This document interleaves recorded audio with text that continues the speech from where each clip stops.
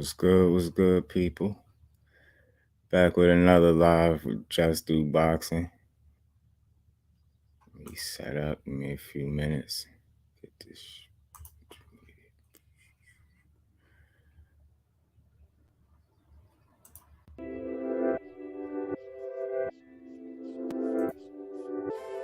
Yo, OTB, my boy T Crush was good with y'all. Y'all already know, man. Know we've been talking about it already, but you know I was gonna talk about it. You know we got to talk about it.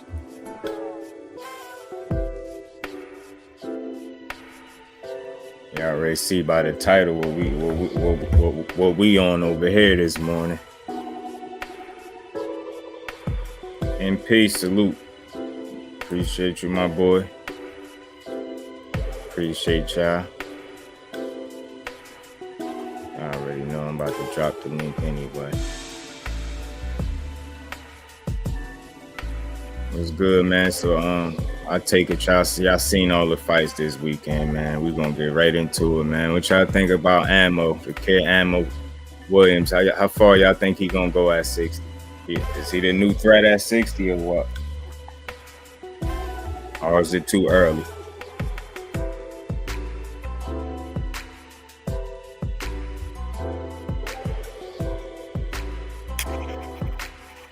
I think he ready, man. I think give Ammo a few more fights, man. He gonna be a problem at 60. Bruce, appreciate you, bro. My boy T was good. What's good, Pep? Yeah. That music. Ammo Williams versus Cordell Booker. Like that jump was I say this. I thought it was gonna go longer. I called the knockout. You know, because he was just too big. You know, I fought with that fight all week. You know, I was back and forth on it all week because I didn't know how it would play out. But in the end, it just came down to Ammo 6 foot with a 7 to 8 inch arm reach. I think Cordell Booker was 5'9" with a 70-inch arm reach.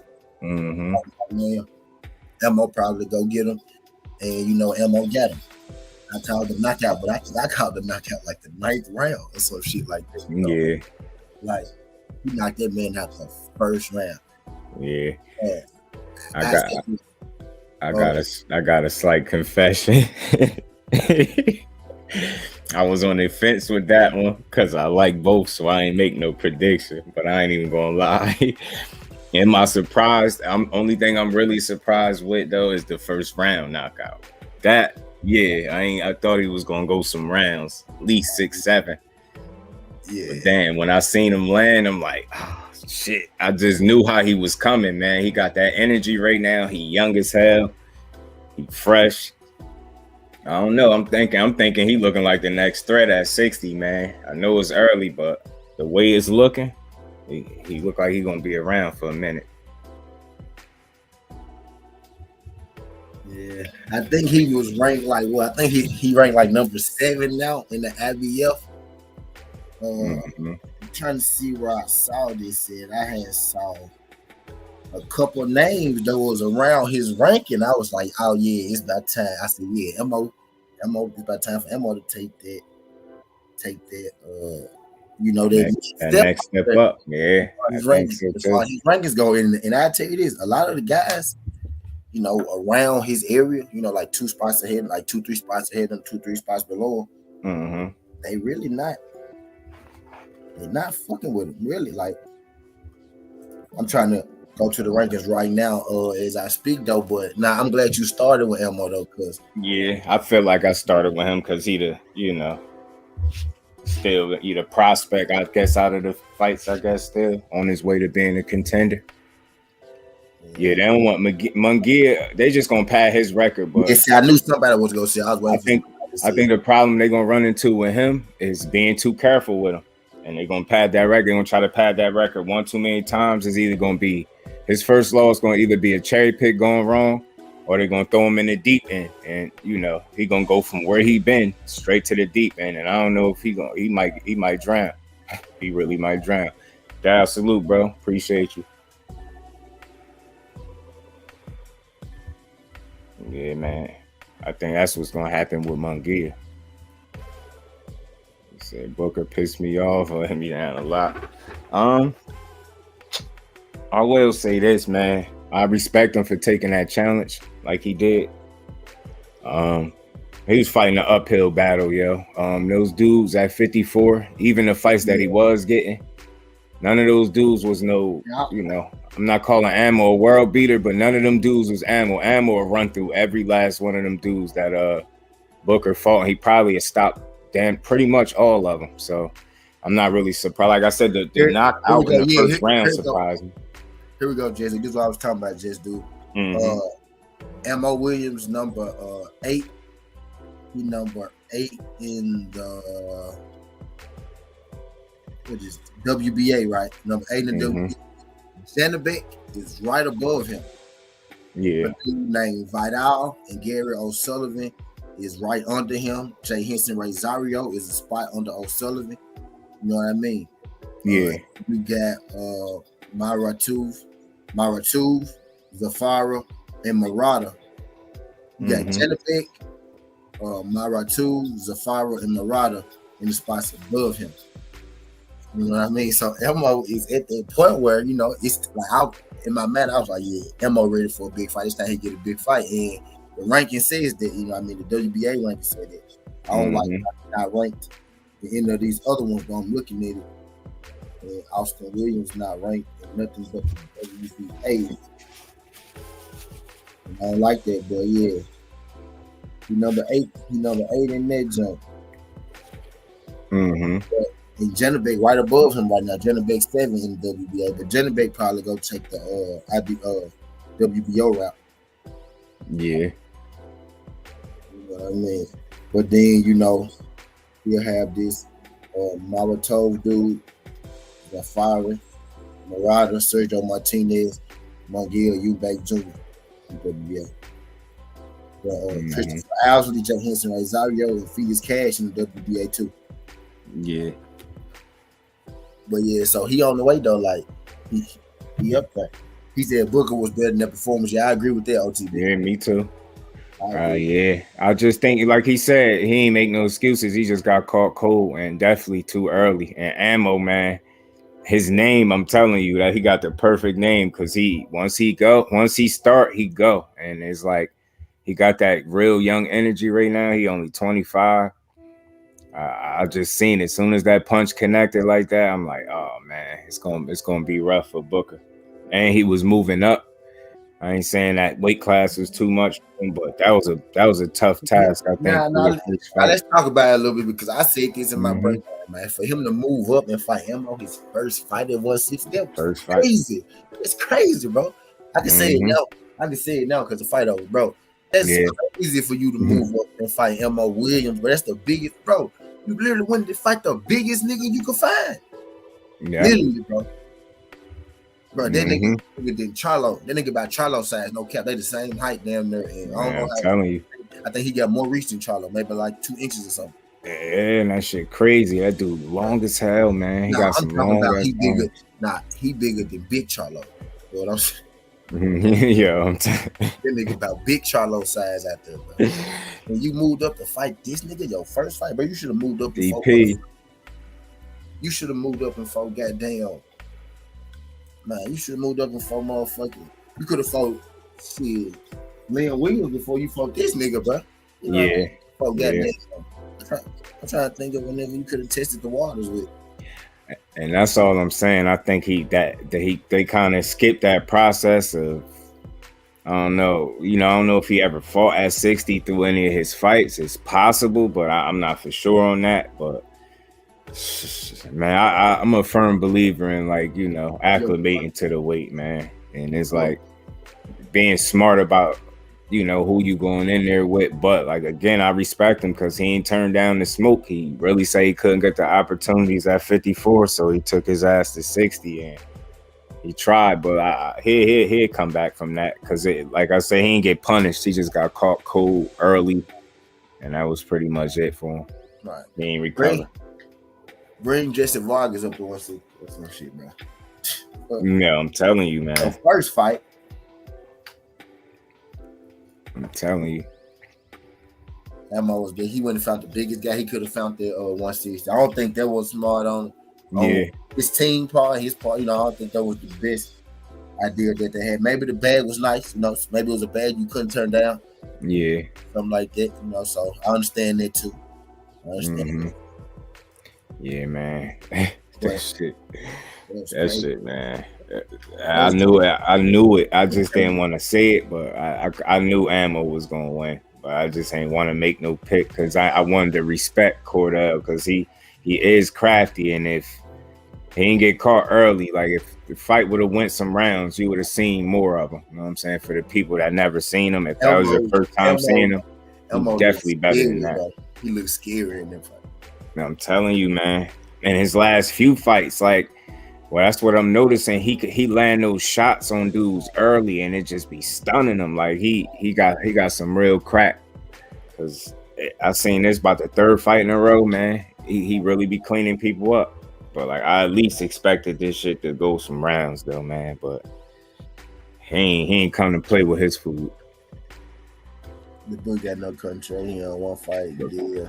He was the only fight. Yeah, I know the dude. Yeah, that's what we saying. Like, cause I'm telling you, I DM'd him and I was talking to him about something else, and then it went to that about him, you know, not getting the opportunities at 54. So he said he was taking his ass to 60. I just ain't know he was gonna fight Ammo Williams in his first fight at 60 though. Right. It's just a tough test, man. It is. It wasn't impossible, but it was that was gonna be an uphill fight, man. This dude look like he the goods right now. Speed, power, boxing ability, power. He got heart. You guys had power twice. Yeah, you gotta say that shit twice. Ammo is the right name, and he was more patient, and he was patient but fast. It's calculated though, but he hop on you so fast, man. Like before you look, the fight be over. He did the last dude like that. Yeah, Quintavious Cash, I think his name was. He got to concentrate a little more on his head movement type deal, but everything definitely, yeah. But his head movement ain't even coming to play his last fight. But I mean, I'm just saying in general. Yeah, it's just something we noticed because you know dude did land a few punches, so that's one thing he definitely gonna always need to improve on, staying off that line, because you're not gonna be able to blast everybody out like that. It look good while it's early, but you know sooner or later somebody gonna stand up to you. So, ain't like he got 100% KO ratio, you know what I'm saying? So he gonna run into somebody else that's gonna make him go to rounds. He had a fight a couple fights ago that went some rounds. That's why I at least thought Booker would have took him some rounds, because I'm like I seen a fight where he I think it was the one before this one. He took his time though, and he got dude up out of there. But that was the most patient I seen him in like all his fights. And I think that helped him out in this one too, because he was more under control, even though it was fast though. He not gonna do quick as hell. So shit, we could switch pace, man, because I know y'all seen that. For y'all that did see it, did y'all see Franchon Cruz fight? Yeah. I told Dan to that jump. To me, I know it's early, and I know they women, so people be kind of counting them out. But that's like fight of the year type candidate action that they put on. That was a war for 10 rounds. Yeah, the fact it was though. Yeah, that got bloody. It got bad. Yeah. And I really believe, man, like that 3-minute round was changed a lot. I think there was a lot more knockouts in women's boxing. And it's funny because I had brought that point up too, and it's crazy that she had a fight, and I brought her up. Her and Clarissa. It's funny because they both got 2 knockouts, and you can't. If you want to say Clarissa pillow fist, even though I don't believe that, go ahead, just say what you want. But you ain't gonna tell me Franchon Cruz is pillow fist. Like you're not gonna tell me that girl ain't got some cracks. And she was punching like a motherfucker. She had a girl nose busted up. She had her face looking crazy for a most of the fight. Once she bust her nose, it just continued to bleed. She was bleeding for the rest of that fight. Yeah. She damn sure ain't pillow fisted. And we can say, I'm not gonna Nah, I was about to say if she had a 3-minute round, man, she definitely would have got a knockout in this fight. Her and Clarissa would have both got knockouts, in my opinion, in their last fights. Yeah, Kevin Cunningham. We could do the other side of it. 3-minute rounds. Let's say if Cederroos had hung in there, Franchon was kind of gassing at the end of the fight. You know what I mean? Yeah. So maybe she gassed out a little earlier. You know what I mean? Yeah. Who knows? You know what I mean?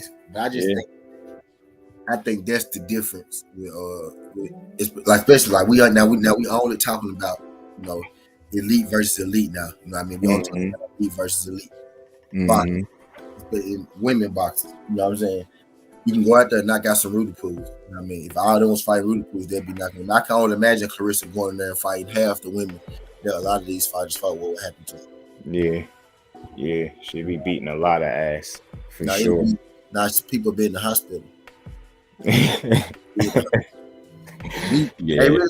be talking about her being pillow fist, not having KOs and shit, but we really ought to be thankful that she only fight elite fighters where they know how not to get KO'd. You know what I mean? Because she was having her record. Her first fight was Franchon Cruz. Let this think in. We talking about Franchon Cruz right now, undisputed champion of the world. Her first fight was this lady.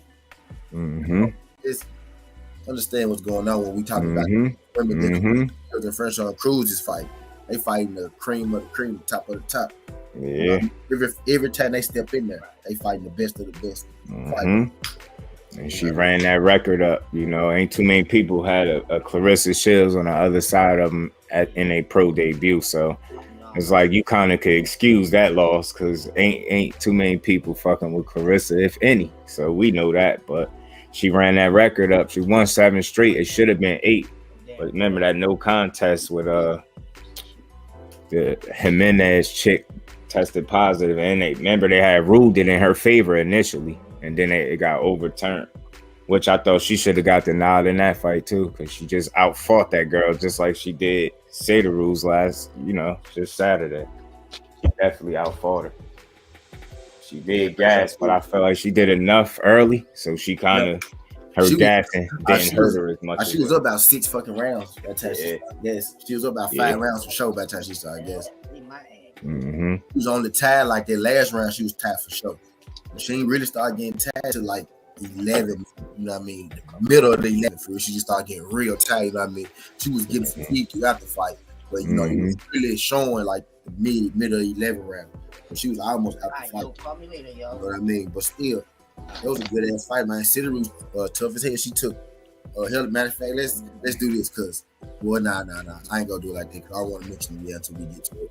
But man, Cederroos tough as a motherfucker. Like, yeah, she is. Regardless of what happened, Franchon Cruz will put some motherfucking shit on her ass. And now I say this, Franchon Cruz getting hit with some shit that I ain't like her getting hit with, but she stood her ass up in there too. I was like, okay. Yeah. She could take some.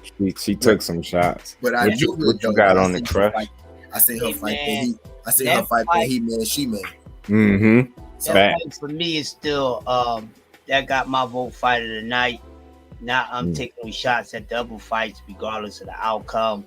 But to me, that was fight of the night because even throughout the night we had a lot of entertaining fights where it was a lot of evil intentions throwing the punches, which made it excite. People came to handle their business. But those two, for some reason, they just had a little more and they shit than everybody else. They was really going at it, like T said. Cruz got hit with some shit. She could have easily ducked, but that's how it is sometimes when you got two and they going at it, and it's the heat of the moment and that momentum start going. So next thing you know, they both basically did some things that neither side really was comfortable with. They both said white for real.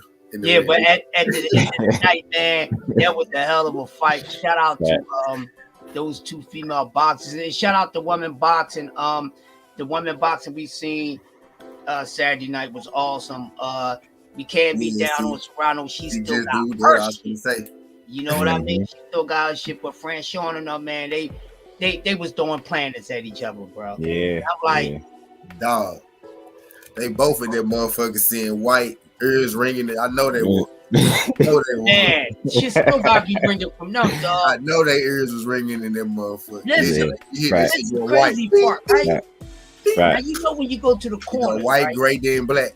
Mm-hmm. You know when you go, you know when Like you go the to TV screen, Facts. Right. You go white, gray, then they go black. You don't want to go black. When you see gray, you gotta get up out of there. like the static on the TV.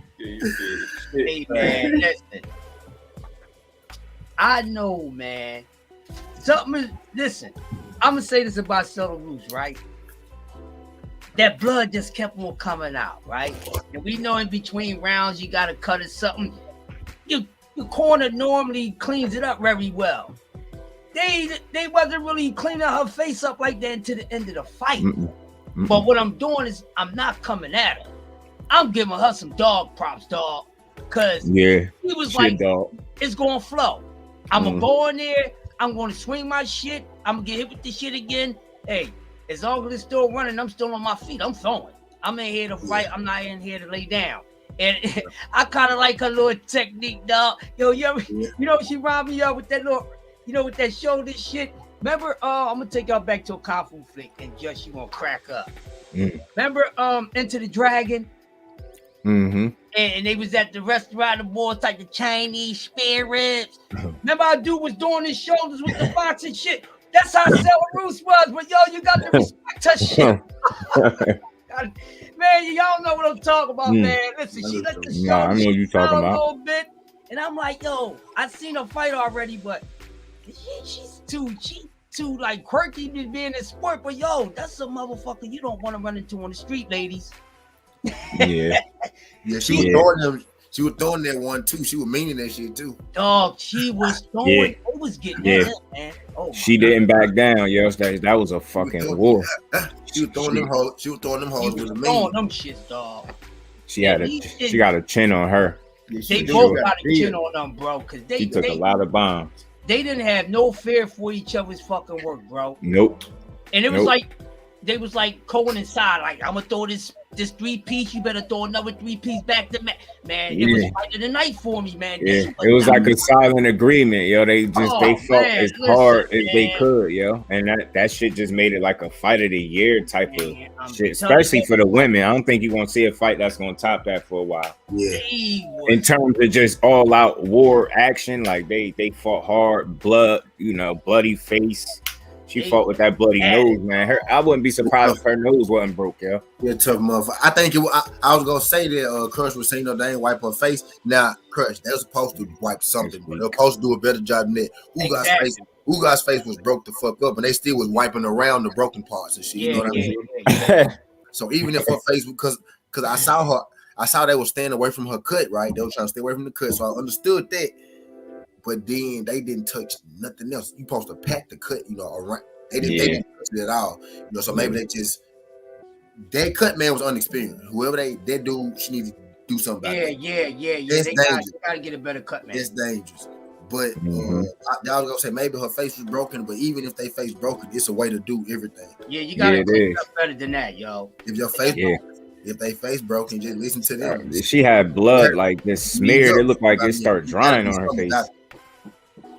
You gotta do something about it. You gotta go through a little pain to get to the the goal, goddamn it. We know it hurt, goddamn it, but you gotta do something about it. Yeah. And that shit started looking like she had a blood start drying and smearing to her face. They look like amateurs, bro. They look worse than amateurs, bro. That corner should be ashamed, but she should fire them folks for real. They cut man in the coach. Nobody make no adjustment. Nobody say, hey man, clean my fighter up. Make my fighter look good. That's part of it too. That's part of the visual thing. You know what I mean? Yeah. That's why sometimes you see them old school fighters slapping all that fucking grease on their face and fixing their hair and shit because it's a visual thing. Make your fight look like he ain't been getting beat up. Getting their ass beat. Facts.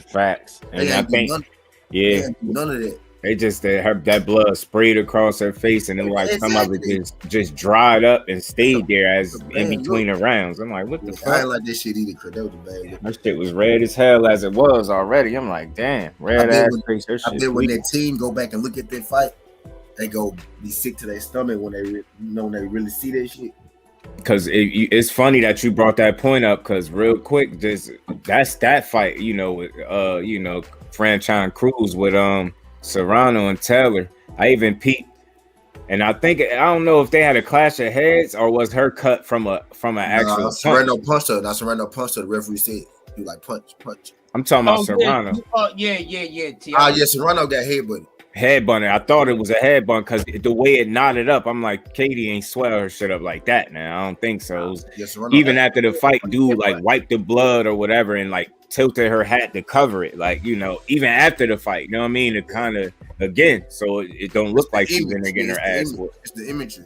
Yeah, I'm telling you, that shit is deceiving. That's why I hate when fighters, whether it be male or female, they got weird hairdos.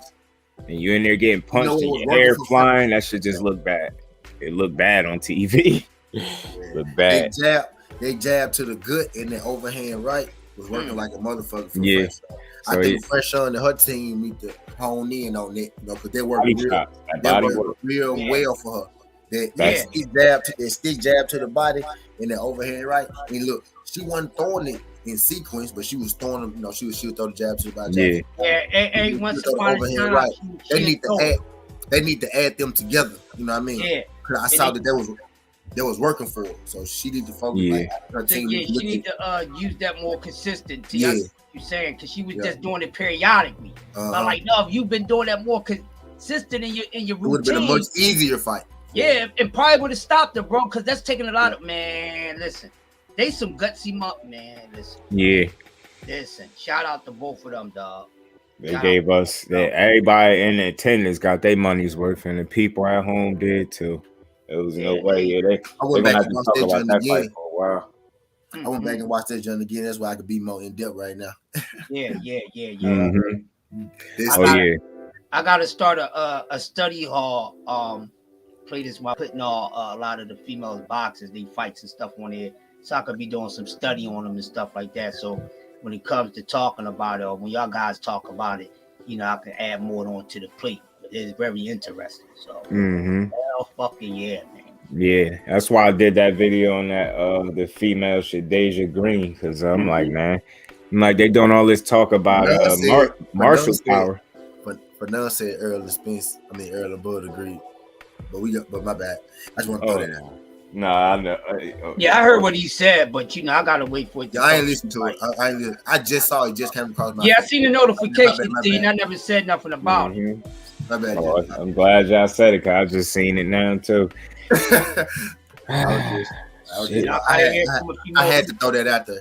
All I'm gonna say is I can't wait till the day I get them kind of sources, man. I'm just gonna tell them I'm gonna just keep working. Because I can't wait till I get them kind of sources, man. Yeah, bro. Shit, if you got that type of news already, man, shit. Yeah, I don't know. Yeah. You about to break it now. I say this, Earl and Bud, I see they've been confirmed with their mouth. But I don't know nothing about, who, what the contract looks like. I kind of think in the back of my mind they might already have some shit in line, and they pre-promoting, they getting it together and all that shit. And they go announce it soon. You know what I mean? I think. You know what I mean? Normally they do it at the big fights. You know what I mean? The next big fight is gonna be Jamel and Castano. Here's how it goes. So I think, we'll see. We'll see it there. I think if it's getting made, I think we'll see it there. It's good, it bro. makes no sense to announce it that day. I got you. Terry be trolling too, by the way. Now he know what he talk. He troll on purpose. He one of them dudes. Yeah, I'll be catching him. He don't do it. He don't do it like Trap. Like Trap be really believing that shit. Terry literally. No, he doing it in fun. Terry literally gonna say the most disrespectful shit he could think of. Like he'll be like Lomachenko better than Ali. Just randomly. He randomly be better than Ali. Type shit. Like, so I just gotta warn you about Ted. Don't pay him no attention to what I'm saying. Like, don't. No, yeah. I see him a lot in Fanon. He gonna have just doing this motherfucker heated. No, I know. I know. That's why he said the wrench. I know what's good with him. Yeah. That boy, GT start following me. He just reposted something to his story of mine. I just got a notification. Right. I like GT. That's a cool dude. You see, he be with the GOAT. So, hey, let me ask y'all a question. Yeah, because this is a hot topic right now. With the newer generation that's coming in, you know, most of them are under 10 fights. Most of them, right? But they're you good, bro. They looking so advanced already and so highly skilled. And some of them are calling out big names or want to jump in deep waters. Yeah. A lot of people say don't do it too soon because they're not ready, blah, blah, blah. Well, I'm going to give y'all a little history. That's one thing we should stop saying, because when Leon Spinks fought Muhammad Ali, Leon Spinks only 7 professional fights in, and he wound up beating Ali.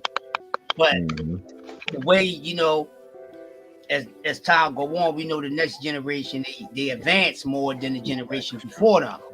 And what I'm saying in short term is I'm starting to notice that right now with the boxers, because you got to look at it, right? Of course, you got the old heads, Earl and them. Then you got Tank and them. And Tank and them didn't even get that far yet. And then you got this next group already. And what I mean by that, these Troy Osley, the Davis brothers, and the Martins, all that waiting 15, 20 fights, they need that shit now. And then there's so many of them in their generation that you ain't going to be able to drag out no joints between them unless you spread them out and start letting them get at some of these other guys. You see what I'm saying? That's in the bottom 10, up in the top 5. I agree with that. If you got the talent, they need to be fighting each other right now. They need That's to. What I'm saying. See, ain't no trying to wait this shit out to see if it's gonna be a big money fight. No, it's too much equal talent in this young little group, man. Listen, I'm so excited for these dudes. I ain't never I ain't followed nobody this early in their career since Floyd and them. The only person I think need to be shooting at champions is Boots. Right. I'm saying I would say Devin and Shakur, but they already champions. You get what I'm saying? Right. They young champions. I'm saying for like Keyshawn, y'all need to be fighting each other. Y'all need to be worried about. They gotta fight each other now. Like I did the little 36 joint on, because you know, of course, Keyshawn called out Tank. You know what I mean? I was just about to ask about that. What y'all think about that? Keyshawn Davis? Yeah. I did a little 36-second joint. It's posted up there. Hey, Jeff, thanks for checking that joint out. I'm gonna upgrade my joint. Who said that? Where we see that at? Oh, Keyshawn said it. Yeah, shit, I seen it a couple places, but he said it. I think I seen it on Blue Joint too. Yeah, he definitely. He I think it's a bit early for that though. I think realistically, like I maybe if he got the opportunity, like I think he real confident. He borderline cocky, but I think he real confident. Maybe if they gave him an opportunity, he might take it. But my whole issue with that, I'm starting to see like a little pattern. And the only issue I have, like, if you really, really mean that, then, you know, go for it. Put some pressure on it. Don't just mention it. Like, really start. I call him out. If you serious, because other than that, you got to think of your situation. I mean, you are on the other side of the street, ain't you? And then on top of that, it's early. You got what, 5 fights? Ain't 5 fights? After Rolly, right, he'll be a free agent, right? Yeah. So you think, yeah, that is true. So I'm thinking though, well, his handlers put him in there with Tank right now. Right, I get what you're saying. You get what I'm saying? It ain't even him. Like I think it, like I said, maybe if they put that contract in front of him, I think he's signing. Same old thing, you know. Tyrann fighter call out the PBC fighter knowing the fight. Yeah. I ain't gonna say not knowing the fight because they do want to fight each other, but you know, just had to go knowing it'd be hard. But yeah, see, because Tank, that's how he take it. You know what I mean? And I remember Devin Haney did something similar. Like, you know, when Rolly fell out initially that first time around. Tank gonna have to sign with Bob for 12 fights and shit to get the probably like 22 fight deal. Yeah. or nothing. Take it 22 fight deal. 22 fight deal, you get $1 million a fight. Tank gonna be like, what the fuck? Tank gonna be retired, still fighting some type of way. God damn it, 22 fights. Right, because let's be realistic though. I mean, it sounds good.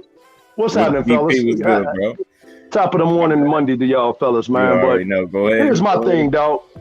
It sounds good. I mean, we think Keyshawn Davis gonna be the goods. I think he is, but I do. Let's think realistically now. That's why I I said. understand when you like calling out the big dogs, but how many fights that he got in already?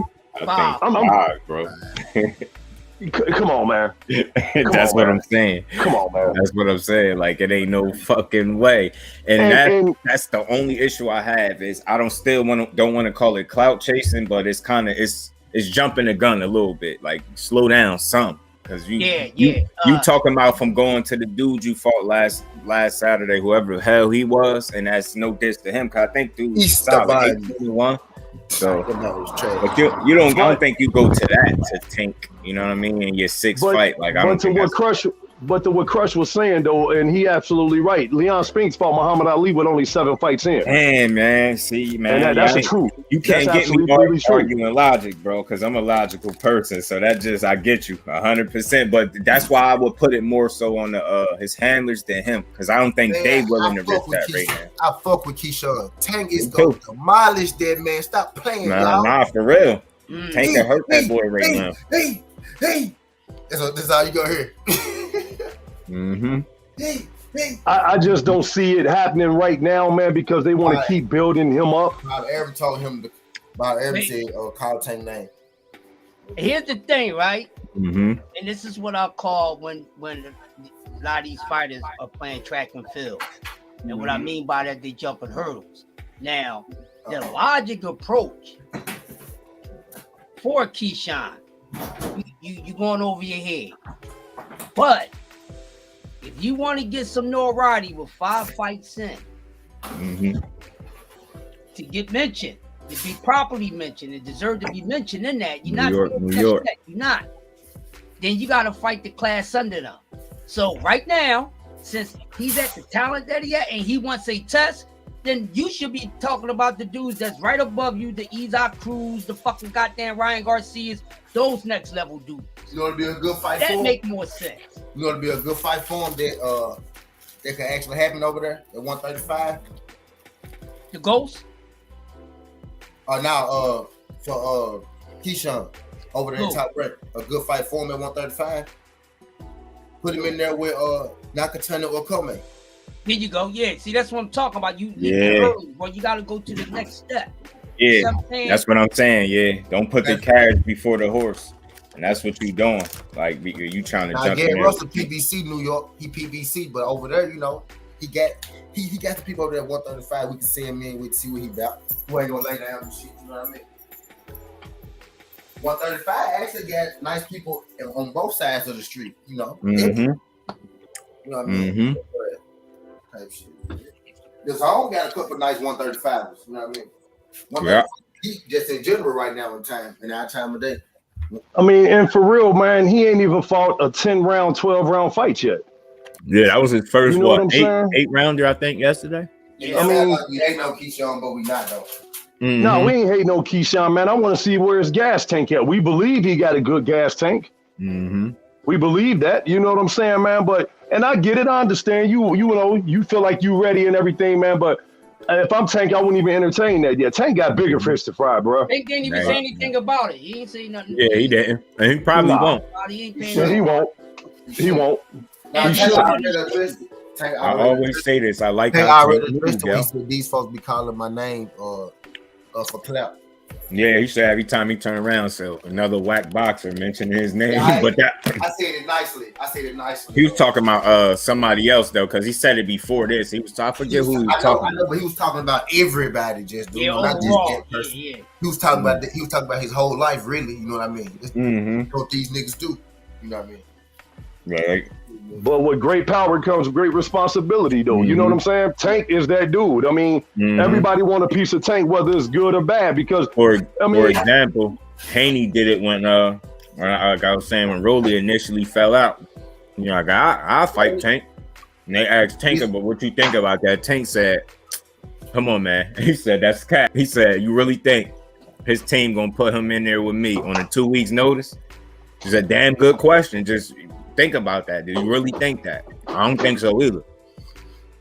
Well, he got the fight. Playing with.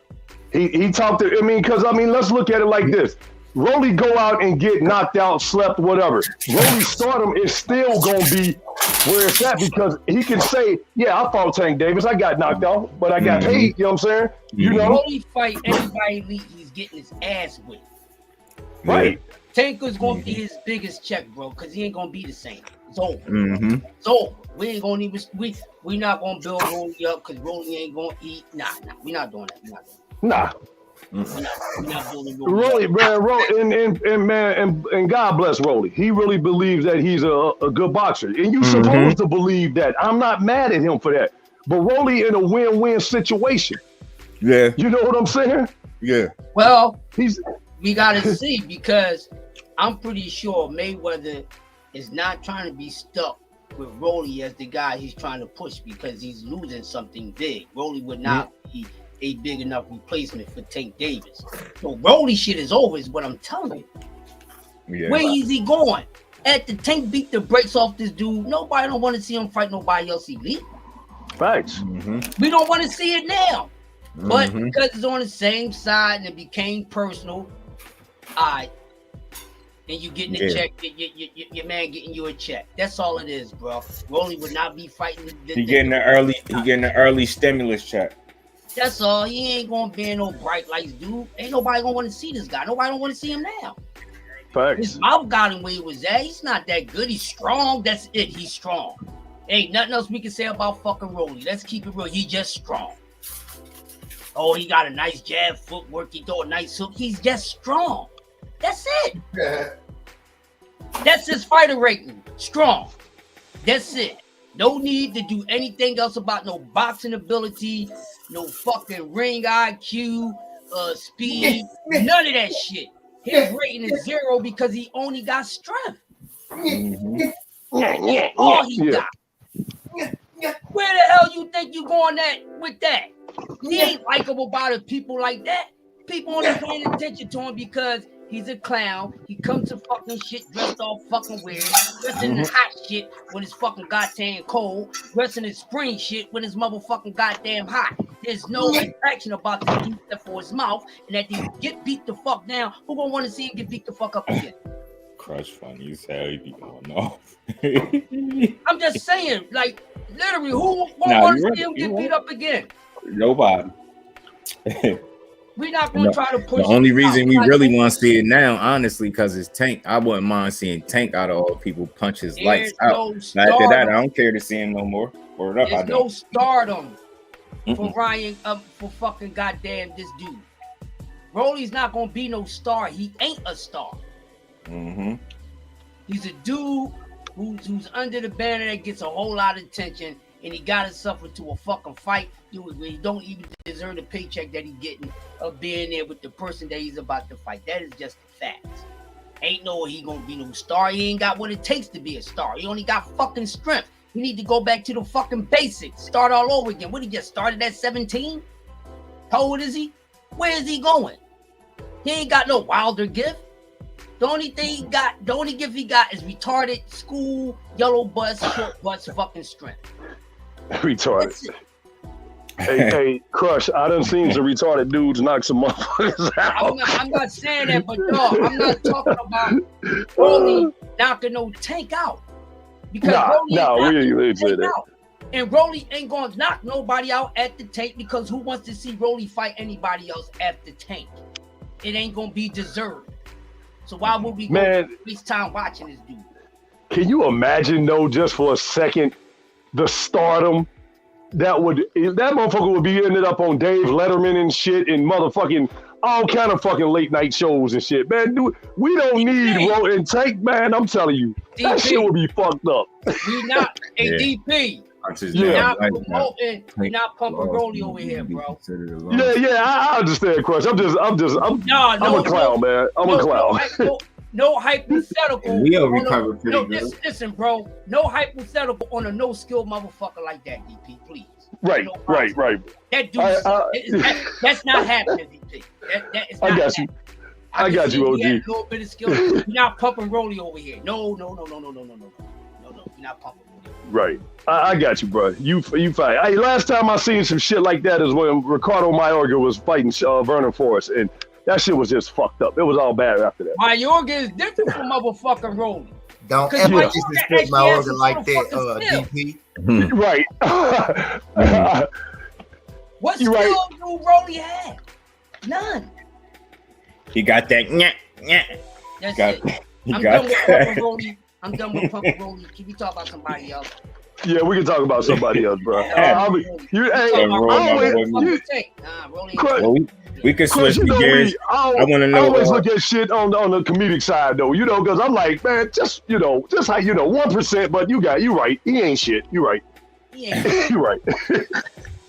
He ain't shit. So y'all think? Yeah, Tank and Folk. What you said? I got Tank and You got Folk. Tank and Well, if you got Tank and Folk, I got Tank and Folk. I got whatever. We knocking that motherfucker out. He getting that dude out of there. Send that motherfucker back to Sesame Street. Hey, I got Tank winning by decapitation. Rolly should be on Sesame Street, though. Voorhees style. I got Tank winning by "You're Dead Wrong," like the fucking Big song. You're dead wrong. The bigger the strong. He gonna do El Retardo dirty as fuck, man. El Retardo. Crush going in on this one. El Retardo. He gonna go in on El beat that boy ass. Hurt him. He gonna fuck him up. He gonna get a shirt made. Y'all seen his demeanor, bro. He not playing with that dude. Nah. Y'all ain't never seen Tank that fucking mad, dog. He gonna hurt this dude. Yeah, he gonna beat him up, yo. He really gonna fuck him up, dog. He Yeah, might Tank. knock that nigga into an Einstein mind. Well, you know. He gonna do him bad. He gonna do him bad. He gonna do him bad, dog. Yeah, he is. You're right. He gonna do him bad, bro. He gonna do him bad, bro. Yeah, So right. y'all know I couldn't let y'all go without asking, man. So y'all thinking this Katie Taylor, man, the Serrano, is it a robbery, a defeat? Did the judges get it right? What y'all think, man? The judges did not get it right, but judges got it the way they wanted it to be. Mm-hmm. And the reason behind that, before we go into the breakdown, which is really no need, but it's interesting talk because we seen what happened. Mm-hmm. But the reason why they did it, people, because like I said, 2022, bro. I don't know how many of y'all are aware of how historic this is in the year of boxing. We got a lot going on. EJ and Buzz about to fucking take place. You know what I mean? We got Clarissa. You know what I'm saying? We got Dev about to get all these fucking belts over here. Shakur snatching up straps. We snatching too much at one time. Mm-hmm. We snatching too much at one time. The overflow, the flow is too fast for them. We know it's going to wind up like this, but damn it, we got to slow it down. The whole thing is, okay, we going to give it to Katie because Amanda's not losing her shit. Right. Katie get to keep her shit. Amanda, you just got an L, but it don't blemish your fucking record or anything that you did. And then if anybody started thinking otherwise, then the hell with you. You're not a true boxing fan of her. You're not a true fan of her or boxing. So we shouldn't, as much as a robbery this was, we shouldn't be as mad as we should with the other robberies because they just robbed her out of opportunity, but she's already fucking broke. She could retire right now, and what she did and what she is still the same. Nah, that's a fact. So that's what they did. They said, all right, listen, I can see if it was your first trial around, you already holding on this shit. All right, take this loss. You one of the greatest. Let this girl ride on with this shit. Now, I hear people talking about should they do a rematch. It was worth a rematch.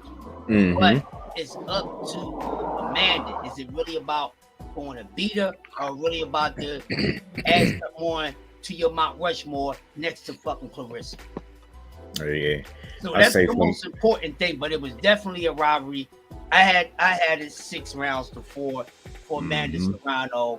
But I think they already had in mind the outcome of this fight. Yeah, man. I think it's odd that you would have thought, if anything, Amanda would have got the home cooking, but You know, you look at her bio, that should say Brooklyn, New York. It was at MSG. So it's like, what the hell, man? And it's starting to look like, to me, starting to be safe to say that you can't win no win a decision against Katie. It's starting to look like that. It's really starting to look like that. And it's like, it's crazy for me how I seen that fight.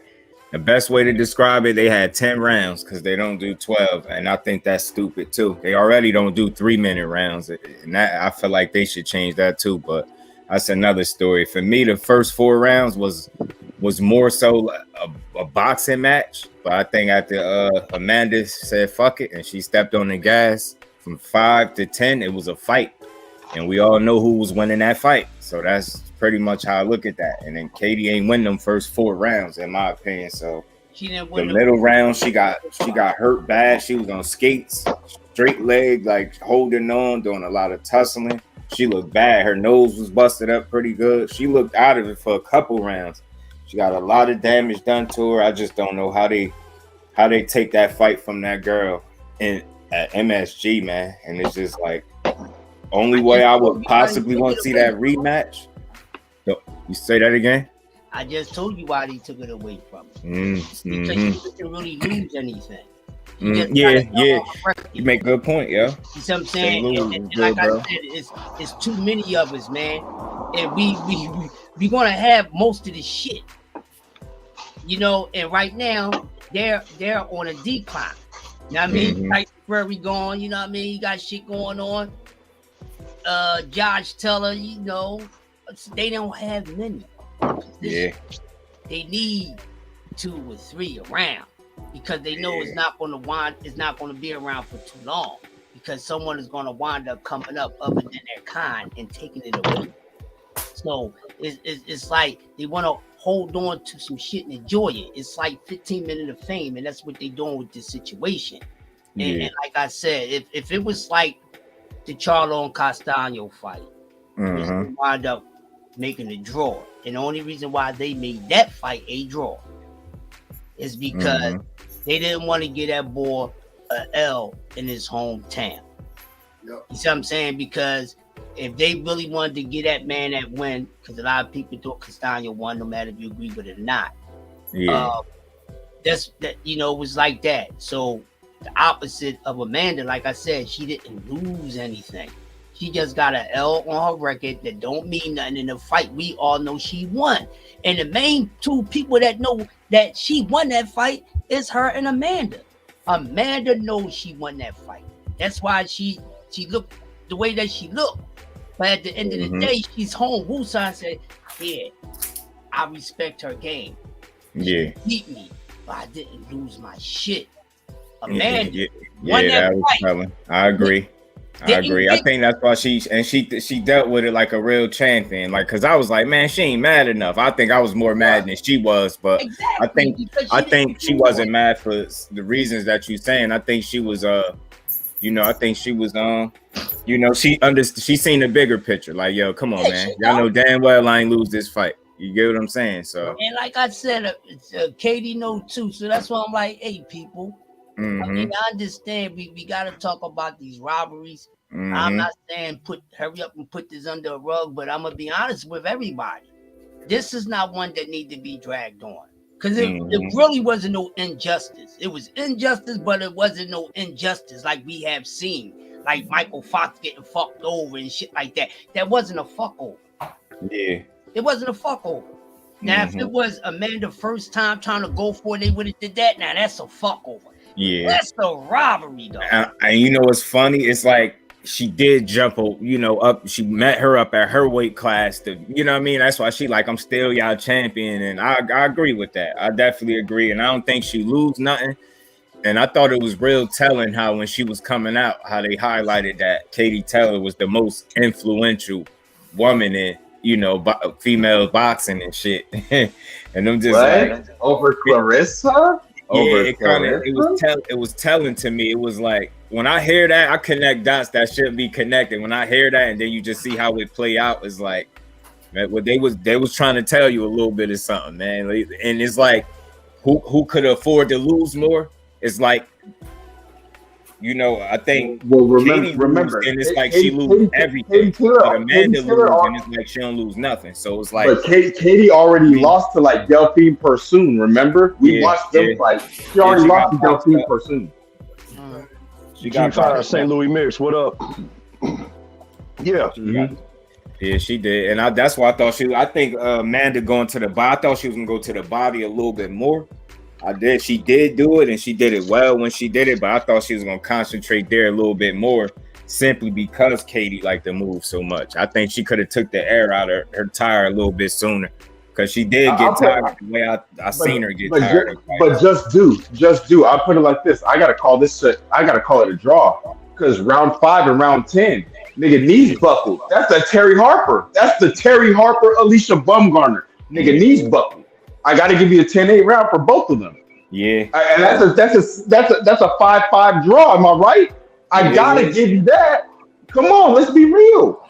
Yeah, man, I had a draw. Somebody else said that too. Somebody said in women's boxing, you know, they score 10-8 rounds fast because they already don't have the 3 minutes and they ain't going 12. So they like. Yeah, so when the knees start knocking, I gotta give you a 10-8 round, or when you start hitting the ropes, when you lean back on the rope, I gotta give you a 10-8, because if you're not willing to go 3 minutes or 12 rounds, come on, nigga, that's just going energy spurts. Those are energy spurts, am I right? Yeah. She I always thought her gas tank was questionable. That's why I definitely picked her to lose too. It wasn't none of that for me. It was the fact that Katie Taylor outboxed her ass. Besides her getting hurt, Katie Taylor outboxed her ass. Shut the hell up. We're not. We're not counting the shoe shining. You're counting shoe shine. Hell no. Let me go. Yes, you are. You're counting the shoe shines. No, I mean, I respect the OTB. She was shoe shining the shit out of that. Yes, she was. Hold on, dog. Everybody got their own opinions. Yeah. That's why I said I respect OTB. I like to listen to him, so I want to finish him. Let's let the OG roll. Nah, hold on. Go ahead. Let me hear you about the shoe shining, bro. We there now. No. I heard somebody say, "Oh no, hold on." I'm like, no. Whoever's trying to big dog me, nigga, I do the big cat drill, nigga. I'm a football player, nigga. You try to big cat a big cat. Get the fuck out of here. No, I said I would let you roll. I let you roll. I'm letting you roll. But you can't come up here talking over everybody, though, dog. Yeah, I mean. Terry, you gotta relax, bro. Bro, you just cut me off. He cut me off. I'm letting him roll. You gonna tell my homeboy to shut? Get the hell out of here, shoe shining. Get the fuck out of here. Hey, bro. So she wasn't shoe shining. So she wasn't shoe shining, right? So she wasn't shoe shining. No, I'm just saying, come up here with respect. That's all. That's all I'm saying. You good now, bro? Just let's have a reasonable, logical discussion. OTB a logical dude, man. He make a lot of sense with his breakdowns. I respect his. I let him rock. I let him cook. I let him cook. ESPN told me they like my shit, so I know what I'm talking about. But regardless, I want to know what he meant as far as the. What's up, Chris? What's going on with you? Listen, y'all know I'm copyright approved by both companies. Hey, listen, so check I know this out. Boxing. Listen, bro. Salute to you with that. But guess what, bro? Just like I say it all the time. ESPN cool, but I'll go ahead and blow all the heads off anytime. Oh shit, I got receipts. PBC told me too. I got the receipts. It ain't just that. No, I'm not saying that. I'm speaking, but right now it ain't even about the credibility of my work or my word. It's about what this man was talking about, shoe shining. Because y'all know my people from Macon, Georgia. So when you start talking about shoe shining, then we got to have some clarification on this. All right, well look, this is what we gonna do, right? My man Justice is smooth like John Coltrane, so. Let's try to keep the energy where he at. Yeah, we gonna keep it respectful. You see, I ain't come in, man. Yeah. And I know it's all that's what sports do, but we all good in here. We all good brothers in here. We family. We family, man. We family. The bigger the disagreement, we all good. We all good. I feel like the conversation gonna get better. I've been said we all good. I never came in this. I just said that. I just said it was shoe shining. Like when I witnessed it, somebody else came in. Somebody else came in really heated at me, and I just said like, bro, let him roll. And then I got booted out, and I was like, bro, I said let him roll. What the hell did I say? But nothing but that extra football shit, dog. Come on, man. No, I said because I think your mic might be loud because it looked like it seemed like you were trying to big dog me. I'm like, bro, I was just trying to let the homie roll. Let the homie roll. You know what I mean? Okay. Man, all right, bro. It's all good. Let's not be bragging No, about. you good. Let's It's not all be good, bragging man. about. He's my good brother. It ain't even a matter. No, we all good brothers. No, I was about to say something, bro. Hold on. Listen. No, not that. Listen to what I'm about to say, bro. I'm about to bring some Crush, unity I don't to give a this fuck who it is. I ain't, man. We Mac got to Town. draw that line Mac down the Town, middle. salute, shit. bro. Listen, check this out. What I was saying is because you got into the football player part, right? Listen, right? I'm the smallest. And I like dude football. up there, so I don't want to hear about how big. I play college football. Like I said, I play college football. That's what I said, bro. We You can watch do. transform into a Napoleon complex and chop down every tree that's taller than Shoot, No, I love my height, man. I'm just joking. Bring some humor to this shit.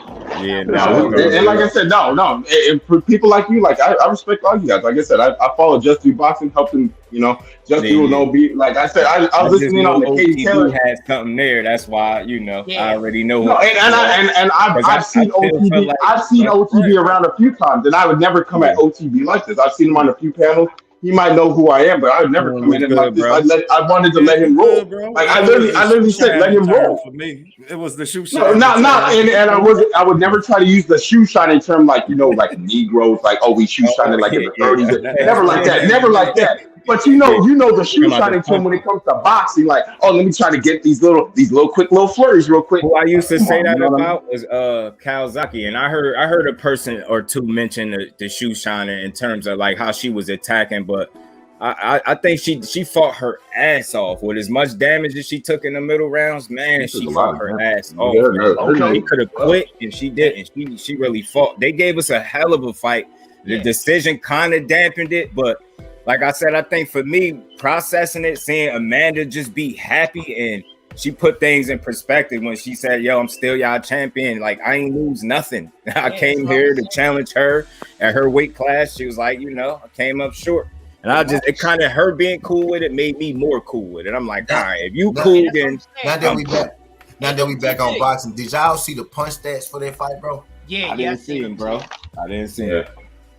Hey, so what's up? Y'all think it'll be a rematch? I mean, what we talking? What's up? Why would they rematch when she just gonna lose again, bro?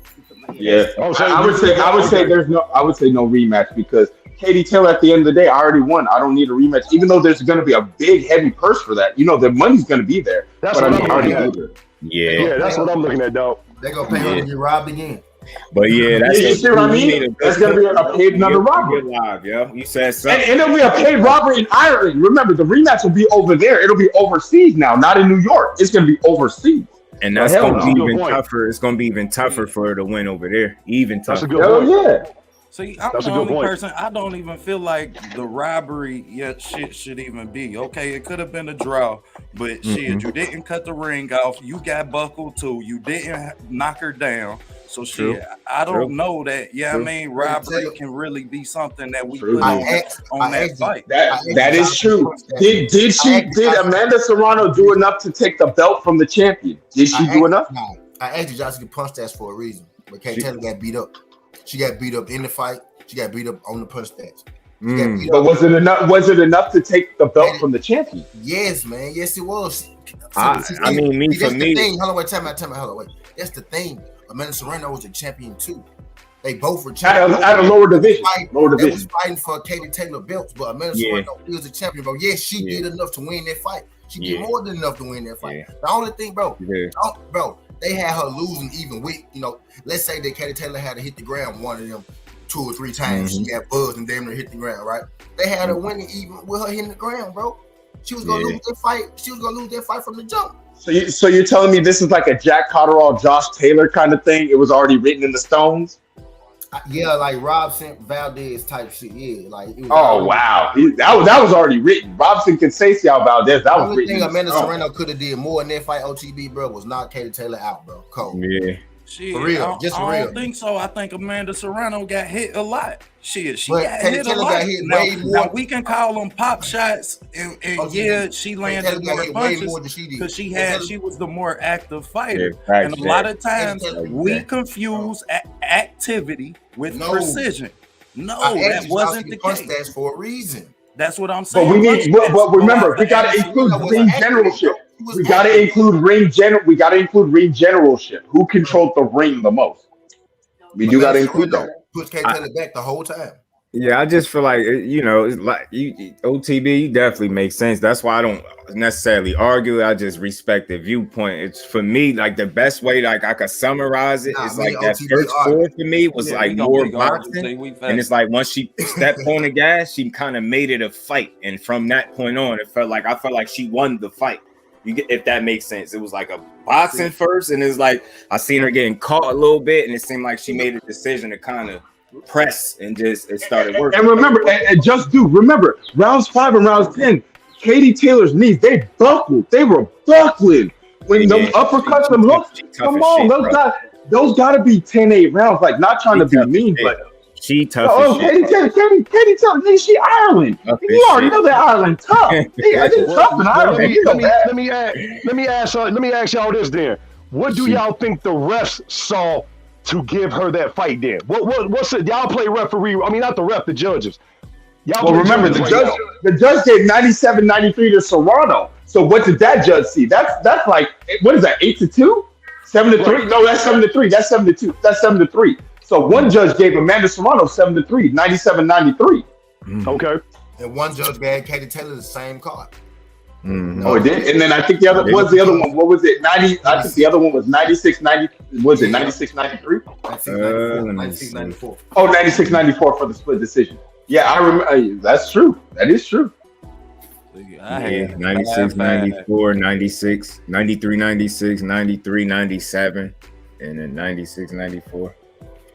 Yeah, that 97, 93 joint is the one for me that's like that's a little wild. That's a little wild. How do you have old girl up for a round? But it's like I just feel like old girl, man, her not quitting and continuing to fight back. She did do it regardless of me. I felt like she did take a lot of punishment, but she really did fight back.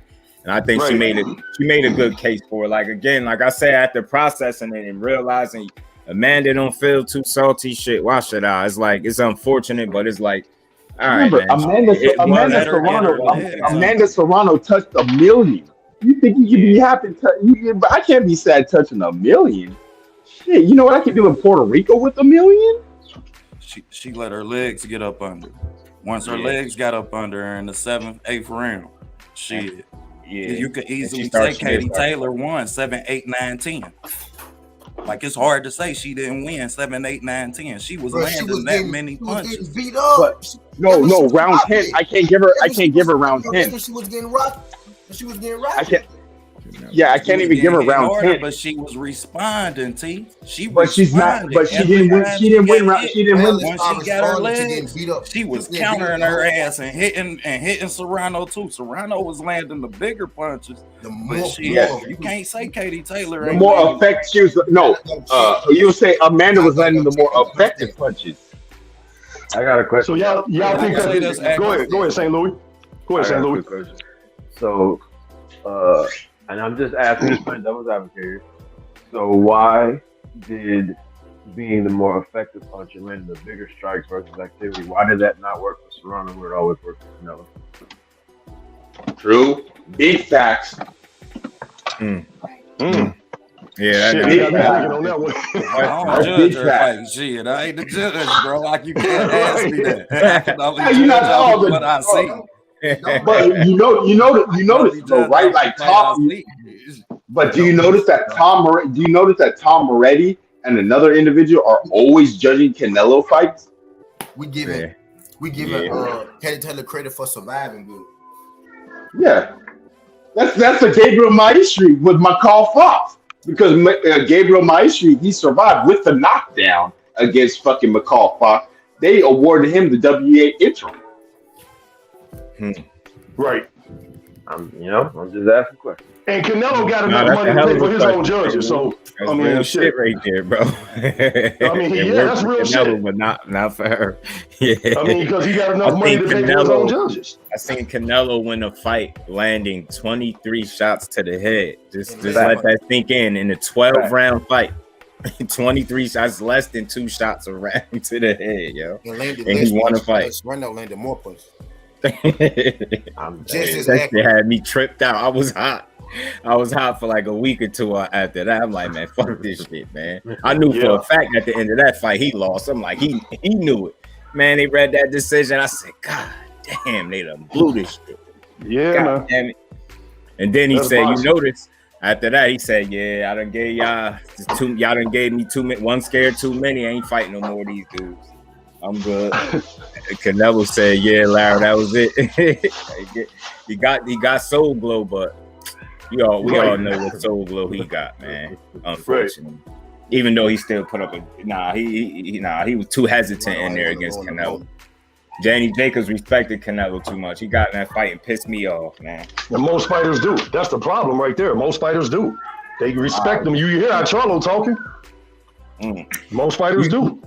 It's like, you know what? It's weird with them. I be feeling like these boxers, they talk like that about Canelo because it's like, shit, if you go in on them, it's like, I don't know if they worried about the backlash because it's like you can't say nothing about the dude. It's like, you can't say nothing about him. You can't call him a steroid cheat even though he popped. You can't, you know what I mean? You can't call him out on this European tour that he on. Apparently, you can't call him out after he win the fight. You can't respectfully call him. You can't say nothing to this dude. We just got to take, and we don't. But that's how they treat it. Like, we got to take whatever he put out, and it should be the other way around. We don't want it. Should have to deal with it. So that dude, man, the special treatment and the shit, the double standard, man, that exists for that dude is frustrating. Especially when he keep calling himself the face of the sport, but he ain't moving like it. So that's my issue with Nello. He got a great street team, man. He got a great street team. I mean, he got people that's watching everything, like, but some of these dudes, man, they respect him too much because they want to get that fight with him and get that big payday. They want to say that, I've been in the ring with Canelo. It's like another side. Maybe they didn't try. You could call him a bitch. Andre called him a bitch. That's why when people were saying like, "Won't Charlo do this? Won't he do that?" I get it, but to a certain degree, none of that shit is getting you to fight. You could call maybe if you call him a motherfucker. Maybe if you say that, you might get the fight. He might say you was talking about his mom or something. We think Like, Boo Boo ain't doing that. Boo Boo showed up at his press conference and shit. But here's the thing, here's the thing you have to realize. With Canelo, that fan base is so heavy, and understand, like, dude, they're pushing him. The zone, they're pushing him. They're pushing him for real. Like, he ain't trying to mess up that bag, man. Because if he lose again, just like Ward was saying the other day, you lose, man. The price ain't the same the next time you get in the ring. He said it don't matter who you are. That's what he said. So in that regard, I think they're gonna play it strategic from here on out. I think it's been strategic. To expect anything else, I think we'll just be wishing on a star with that dude. Oh no, just do.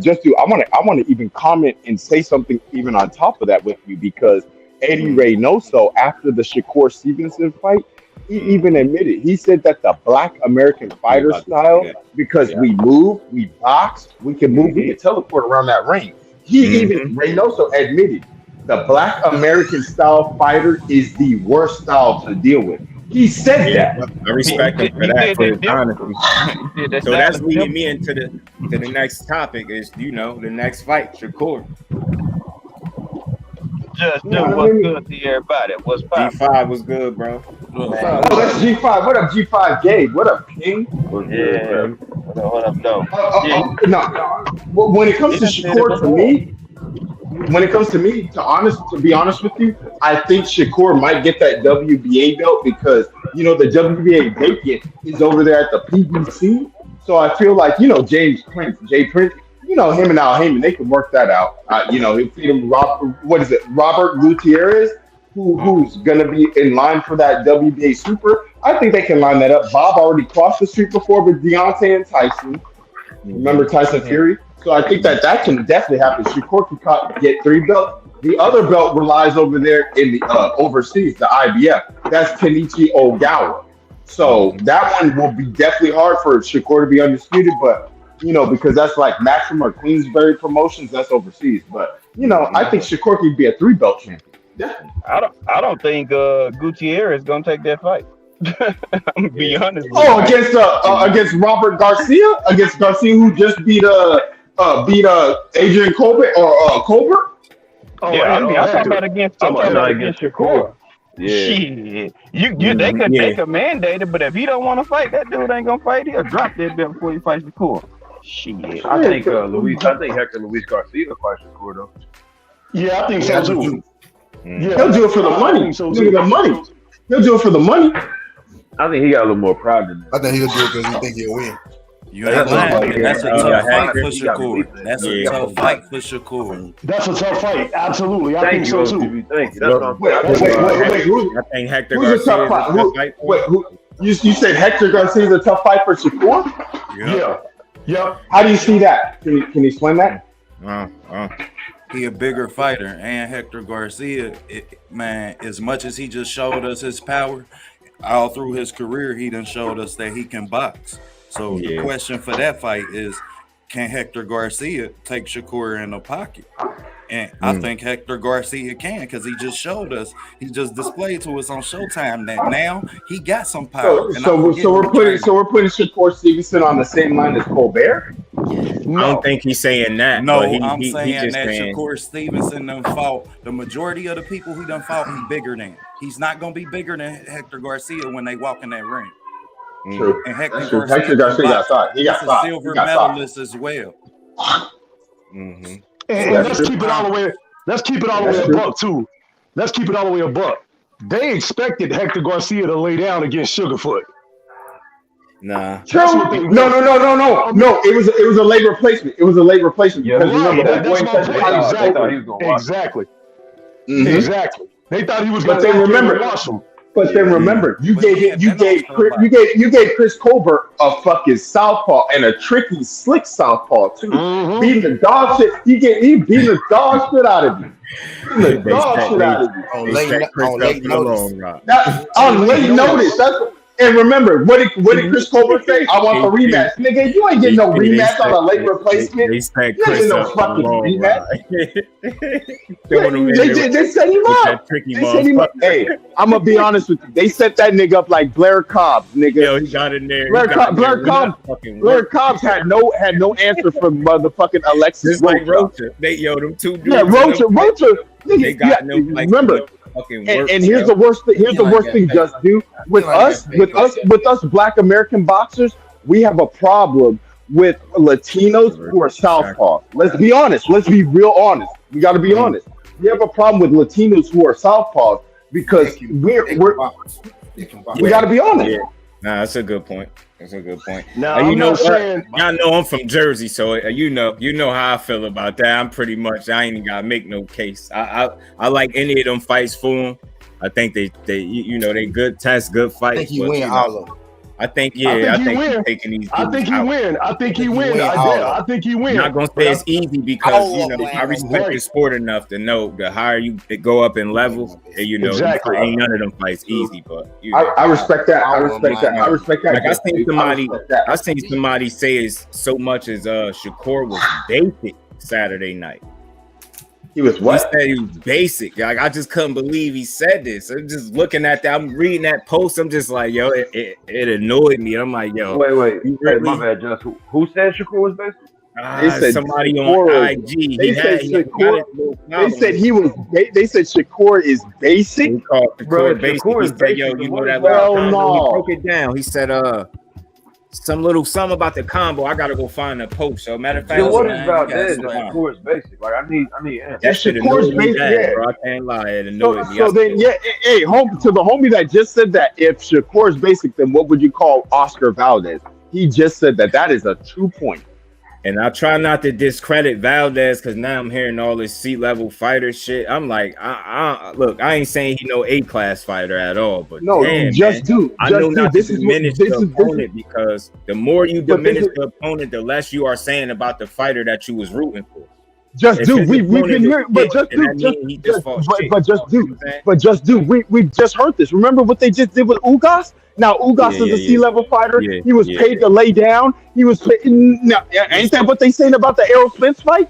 Ugas was paid to lay down. He was this and that. They taking all this shit. This what it comes down to, boxing y'all. with everybody. People don't say know a about bunch of shit, right? But this is what it comes down to. They say all the other shit, so we can ignore what really happened. What really happened was right. Y'all thought Shakur was gonna go down when he started getting hit with them punches, and he didn't.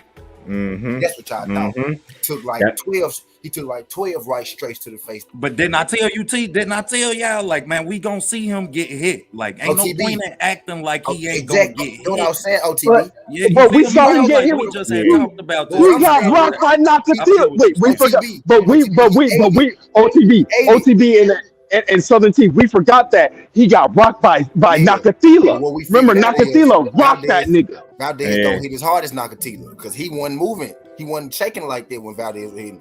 He didn't want no more Nakatila. He didn't want no more there. Yeah, he was moving. He was on his bike. Remember, Valdez hit his head with about 12 of them right straight. He stood up. He marked him up with pretty good too. Yeah, he stood up to it, and I think the same punch that he hit Burchell with, he hit Shakur with it. Damn sure did. And Burchell went down. Remember, Burchell mouthpiece went out. Mouthpiece knocked out. Then he hit him again with that 1-2. He punched that boy into another career. Punch him into another weight class. Punch him into a new weight class, nigga. They don't want to talk about how he took them punches, and now you just ain't knocking LeBron out. You know why they don't want to talk about it, T? Because now they gotta admit that it's better than what they were saying. That's why I said I called the cops on her bitch ass. That's harassment. He ain't just gonna get rattled off one punch. That's what I'm saying. I feel like he at that level. So if he do get caught with something good, I feel like, you know, you're gonna have to respect it. He gonna be smart until he recovers. He gotta be smart. Like I say, I think he always gonna be the smartest in the ring 9 times out of 10. That's why I would pick him to win. Outside of strategy and all that other shit we break down, he gonna be the smarter dude in there. Here go the post. Y'all know that same basic combo. Shakur Stevenson throws jab, straight left hook, pointing the jab, then sticking the body. They forgot that the uppercut. The uppercut was the one that actually sat Valdez, though. They forgot the uppercut. They want to call it basic, but it's the way you throw them. It's the way you throw them, though. You can't throw them. He's ain't no point in them calling him basic, man. He watched this man for 12 rounds. He's snapping them hoes. You can't snap them hoes like that. Hey yo, but the dude that made this post, just get to my channel, man. That's what I do. I teach boxing. Yeah, dude got a couple thousand followers. Told you what was gonna happen. OTB. Wow. He got a couple thousand followers. How many people you think like this post? One person. He probably got a few hundred. He probably got a few hundred likes. He probably got a few hundred. One. He got one. He got over 2,300 followers. He got one like for that foolish shit he just said. Ain't nobody buying.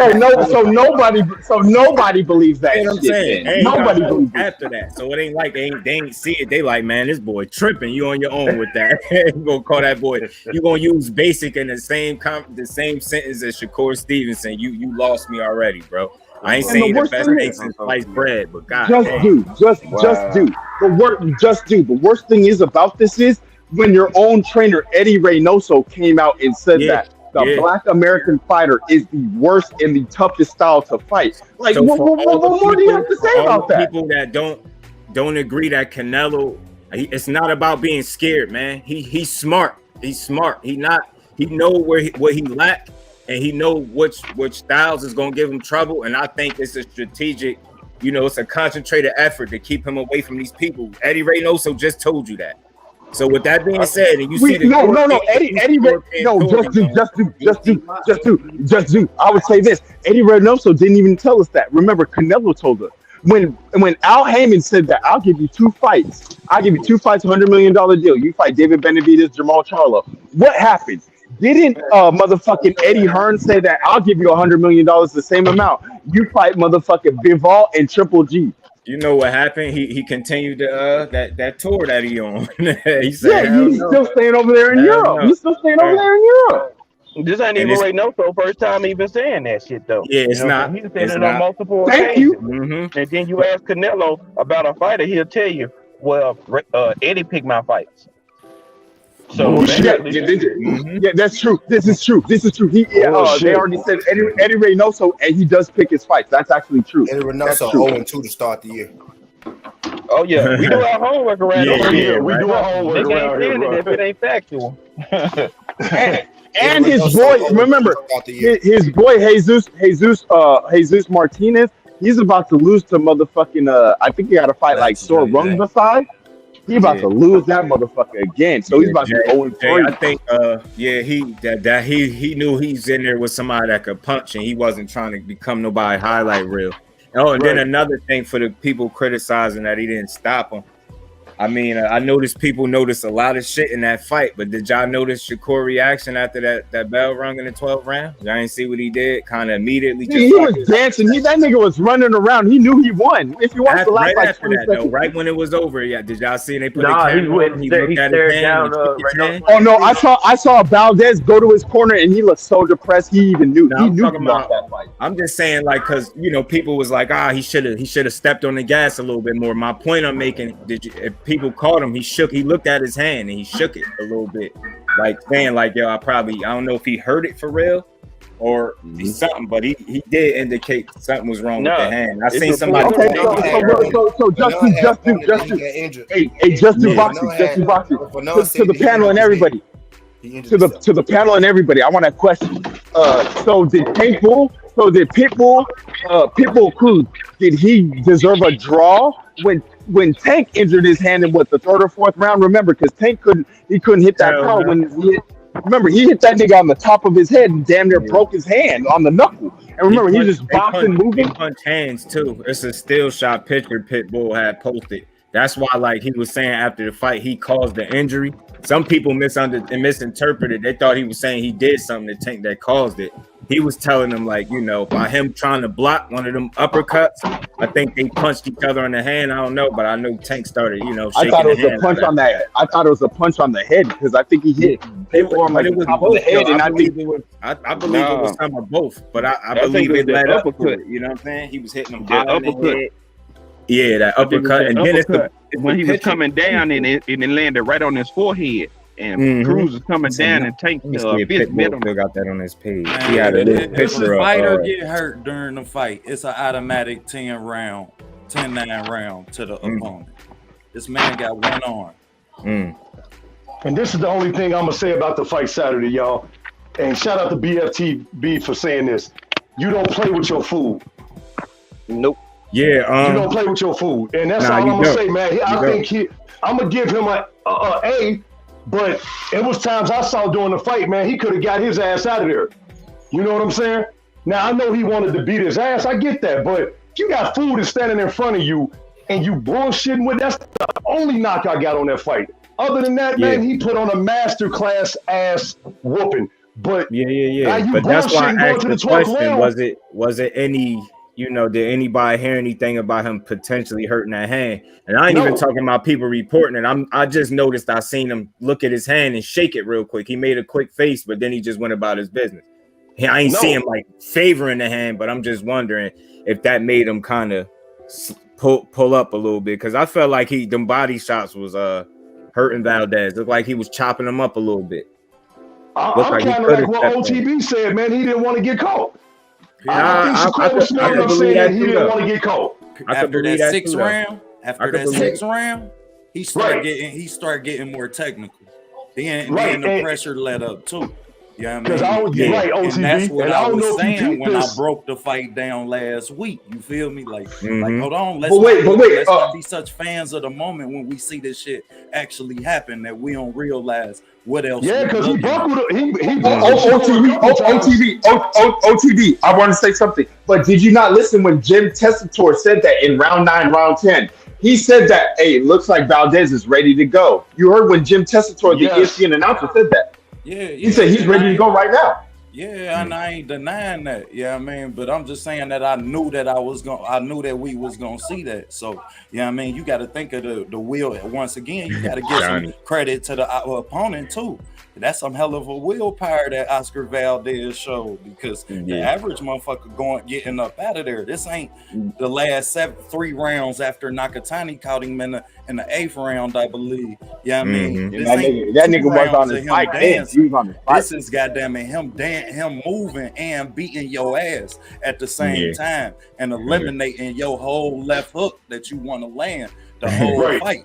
I give you that right hand, but you're not about to land that left hook that you want to. Nah, that's not happening. So yeah, I mean, you got to give some credit to Valdez too for on trying and taking that ass whooping. But that's what I said in that round where he did real good. The one round, I think he landed like 15 punches. I said, one thing you got to keep in mind, that man had 30 fights. He ain't never lost.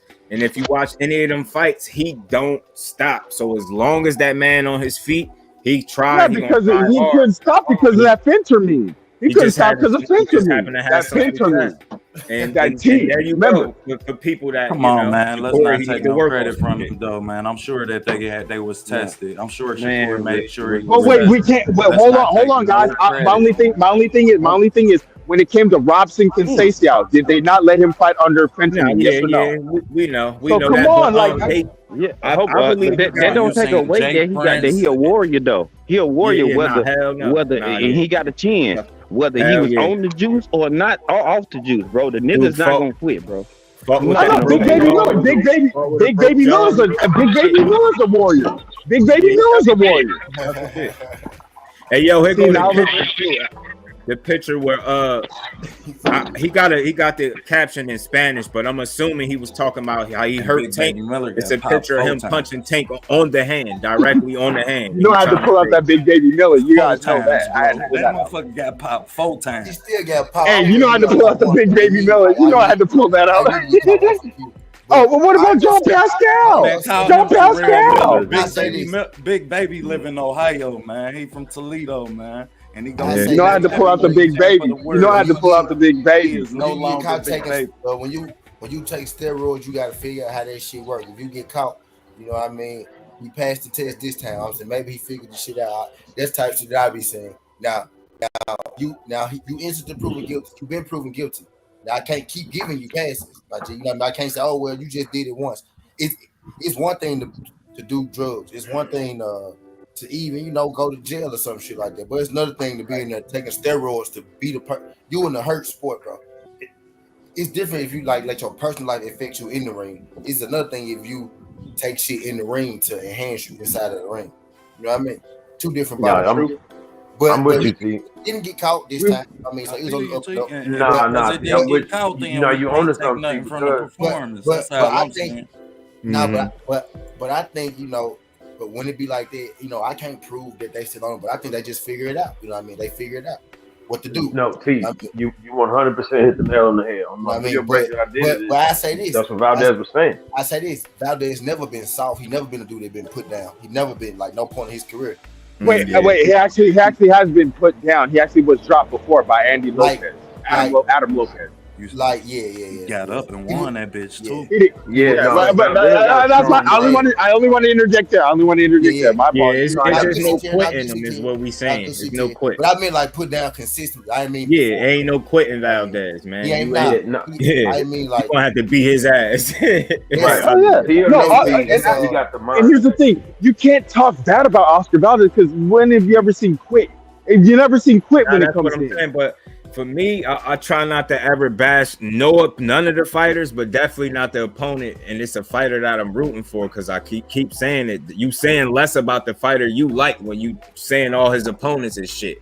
So if everybody fighting is shit and C-level, you're not really saying nothing about the dude that you speaking highly of. So it's kind of like a catch-22. So you gotta. That's why I gotta call it fair. That's the first fight you seen him lose. We kind of knew why he was going to lose, and it kind of played out our way. But that was going to happen. Wait, that fight was supposed to happen at 126, though. Remember at featherweight, that fight was supposed to happen at 126. But you know what? I'm glad it happened here, where it was a little bit more on the line, and it was better because it was a better storyline. You ran from him at 26. You could talk the shit a little bit, so it was cool.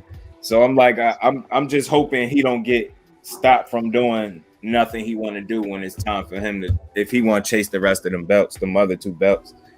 Because we all know Bob Arum don't care. Eddie Hearn in Matchroom. They're going to be the problem with the IBF, but I think Al Heyman they'll allow him to get. Go ahead. Not to get outside. Go ahead, anybody know who fighting on this goddamn Canelo on the card? No. Montana Love. Okay, that's good. Oh yeah, who that's else? good. I can't tell you. I don't know anybody who's on the Canelo undercard. Okay, Montana Love. That's a good one. That's a good one. Oh, he did say his hands was hurting after the fight. Yeah, that's all I was saying. I caught that, so I don't know if that played into the rest of his approach, and at what point did he hurt his hand? I don't know, but I seen him shaking it a little bit.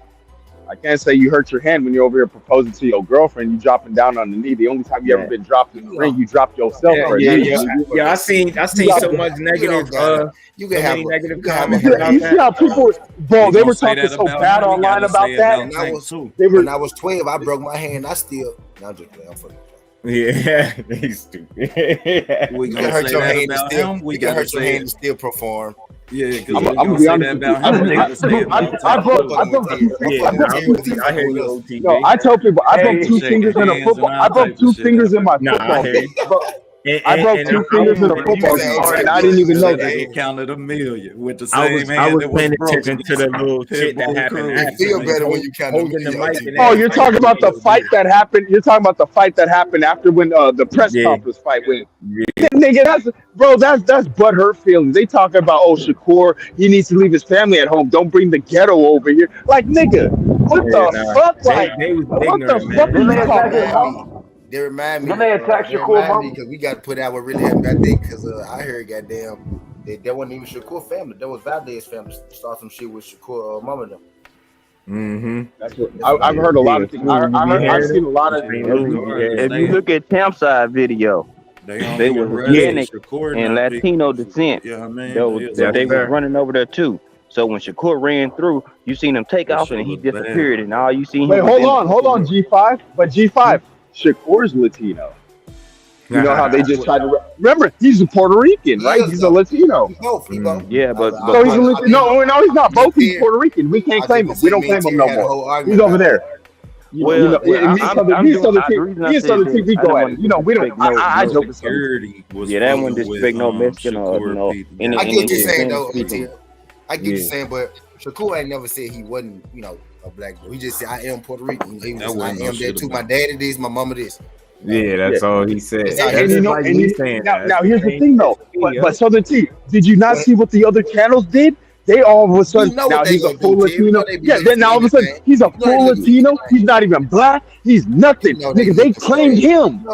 We can't even claim him. So that bring me to my next question, man. Do that man so where he at after this, man? Do he make that list? Did he crack the list or what? He's pound for pound. Hell yeah. I moved him up in my pound for because remember they got Inouye at like number 4, and it's something like that. That should just make me mad seeing number 9 to number 7 in my pound for pound. You can't count that list when they don't even have Tank Davis up there. So I don't really. They don't even have Tank Davis because theirs to me is not realistic because first of all they got Inouye over Earl Spence. That's enough right there. You don't even got to go down the rest of the list. You could whose list are you don't tell me you're looking at like BoxRec. BoxRec still has Triple G as top. Remember that. I asked people about. I'm wondering which list. Which list? Because some still have Triple G top 10. Everybody got their own pound for pound. So that's why I asked the fellas. I'm asking y'all, like, so do we crack out? You know what I'm saying? You see, T called it. He said, "Yo, I moved them from such and such." He did it. And I'm not saying go off their list because I'm the one that's always saying, "Why should we go off what their opinion is?" I believe nobody's going to form an opinion of a fighter for me if I'm watching them fight myself. If it's a fighter that I've never seen, that's different. If I can watch it, I'm going to form my own opinion. I'm not going to allow somebody, form an opinion for me. So when I seen that list, the list that we probably all seen that got, Inouye over Spence, that's just wild right there. You could throw that whole list in the trash right there. Hey man, Inouye got some great wins. Inouye got that win over Donaire. Oh God damn it! Right. That's what they gonna say, right? Yeah, he beat Donaire. Like boy, Donaire He got that win over Donaire. He was legit though, but he was 40. He broke your shit, bro. Chill out. Tell me. Hey, I'll tell you guys this. You can't tell me Donaire didn't win the battle because remember, motherfucking wasn't it? Anyway, he had a broken orbital bone and a broken jaw. He broke. Yes, Donaire broke some shit on that nigga. So let's be honest. He put that young boy through the ringer. He was whooping on his ass, bro. If you look at that fight, why do you think he didn't fight for the next 7 months? He had to heal from a broken orbital bone and a broken jaw. I'm like, damn, Donaire, you still got power at this at like 38? You still cracking niggas like this? Yeah, reason I brought up the pound for pound list, Jay, because you know that be the next talk. Like if he cracked the list after that win, and I'm just saying if he don't after that win, then what kind of win is he gonna need to be on somebody? No, he's not. No, because remember, you still got what's his name, Francisco Estrada, who beat Chocolatito. He's still pound for pound. Hey, am I true? Am I right? Am I right? Don't they still have a pound for pound? Am I right? Am I right? But am I right though? Am I right? Am I right? See, y'all mad, but am I right? That's that old media shit. See, y'all think I'm trolling, but I'm being right though. Y'all think I'm trolling. That's why I asked. Like our list is never gonna be their list. That's why I figured y'all know what I'm saying, and it's just good to talk about. And that shit like Olympic gold medals in boxing. We don't consider that shit. That shit don't mean nothing. That shit don't mean nothing. That shit it ain't on no even playing field. We ain't gonna do that. We keep everything on the even playing field here. See, that's why I asked. That's why I asked, because I know we ain't lost, but you know these motherfuckers out here are. We gotta educate the people. But just you gotta understand this is an agenda that's being pushed because there's money behind this. There's money behind the media, so they gotta push this kind of narrative and that agenda. You know what I mean? Yeah. Over here, we control the narrative over here. Shit, all the brothers in the panel. Actually, when I think about it, real narratives. Actually, when I think about it, he is number 6. He didn't jump Cool Boy because I had dropped Josh Taylor after his fight, so I think Cool Boy moved up. I bumped Cool Boy up. Now I'm pushing Cool 6 and Cool Boy 7.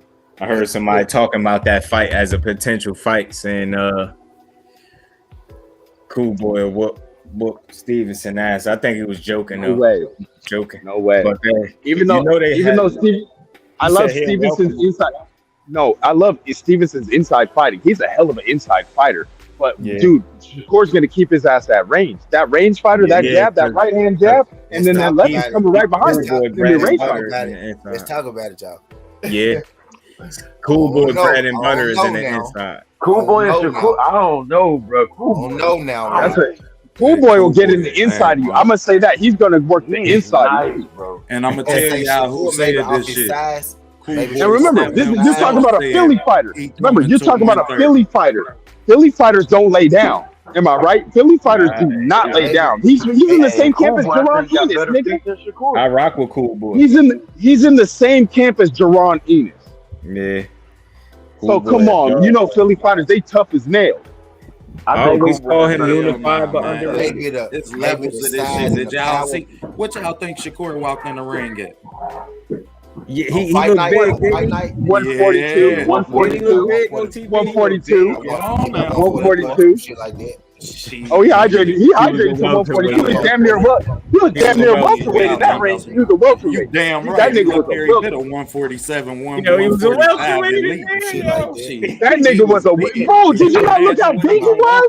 Small welterweight. You know how I know he was kind of big because he just stay down there. Yeah, I mean, it's good. He won't tell them what his walk around weight be. You like, right. Talk that shit, just. Right.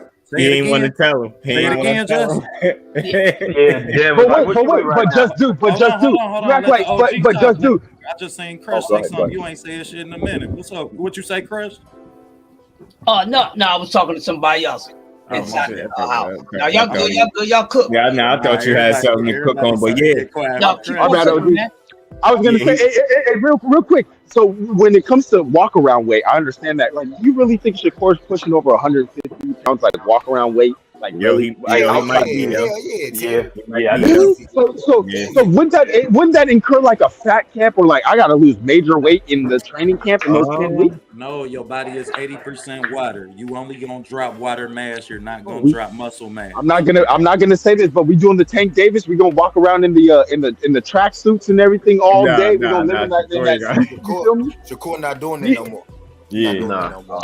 He's staying tiered instead of ballooning up to about 160. He's standing around 150, 147. He's standing around that shit. He ain't got to. Right, that's not. You ain't got to lose all that. That's only 10 pounds, 12 pounds. Go look at my film of him and Ugas in the ring. Watch that video. I'm gonna go I like that spar. That's sparring that Shakur. That's sparring that Jordanis. I'm gonna go check it for sure. But in that video, you can just see Shakur is big. You know what I mean? And when he walked in Saturday night, that's all I kept saying is damn. Because Coach brought it to my attention. I got to give coaches props because Coach say Valdez just too small. OTB, he gonna land his shots. I kept saying I don't expect Valdez to win the fight. I expect him to land this right hand that I done seen Shakur get hit with. So yeah, I mean, and Valdez was too small. And that's Shakur what naturally is a welterweight. He naturally a welterweight. Yeah, he's a big boy, man. And when he fell out for real, like we forget he's still young. He ain't even hit the weights yet and seen his body, I mean, develop from that muscle tone yet. This just him dropping water and him maintaining what he's been maintaining throughout Olympic and amateur pedigree. Like, I mean, this man ain't doing nothing different, but later on, I can't wait to see what's down the line because you talking about he ain't got no power now. Can you imagine once he hit the weights and cut up and learn but OG, they said that Devin Haney ain't got no power. Devin Haney ain't got no power. So when's that power gonna come? Well, think about Devin Haney body build. It's the same way. Y'all think think that weight cut killing his power? Yep. No, I think that I think defensive purpose. I'm talking about Haney. For Haney. I think so because look at it. He's like 5'8". Yeah. He's just so defensively sound, man. He don't sit on his shots. He don't sit on his punches like that. Thank you. And if he sit on his shots and not be worried about getting hit so much, that's what make us love that. So you got like fucked up if you know what I mean, saying change your style. Hell nah. That shit ain't broke. Hell no. It's hit long as you can hit and not get hit, don't change shit for nobody. You better not turn into no punching bag for these people. But remember, Devin Haney couldn't knock out Gamboa. He couldn't knock out JoJo, but he's a pillow fist. But he's winning. Only reason I asked that question about his weight cut because they saying it's getting harder and he probably he ain't got too much longer there. And I was just wondering, y'all think if he move up, do you think he's stronger? He's a 23-year-old man. They're thinking, wait, look at Gary Antoine, look at Gary Russell. Bro, he's still at 126. Like, let that man grow to 130. Can he put on some weight? Can he eat? I guess Gary naturally smaller. Hold on, bro. Gary naturally smaller. Yeah, I was about to say that. Smaller as an amateur.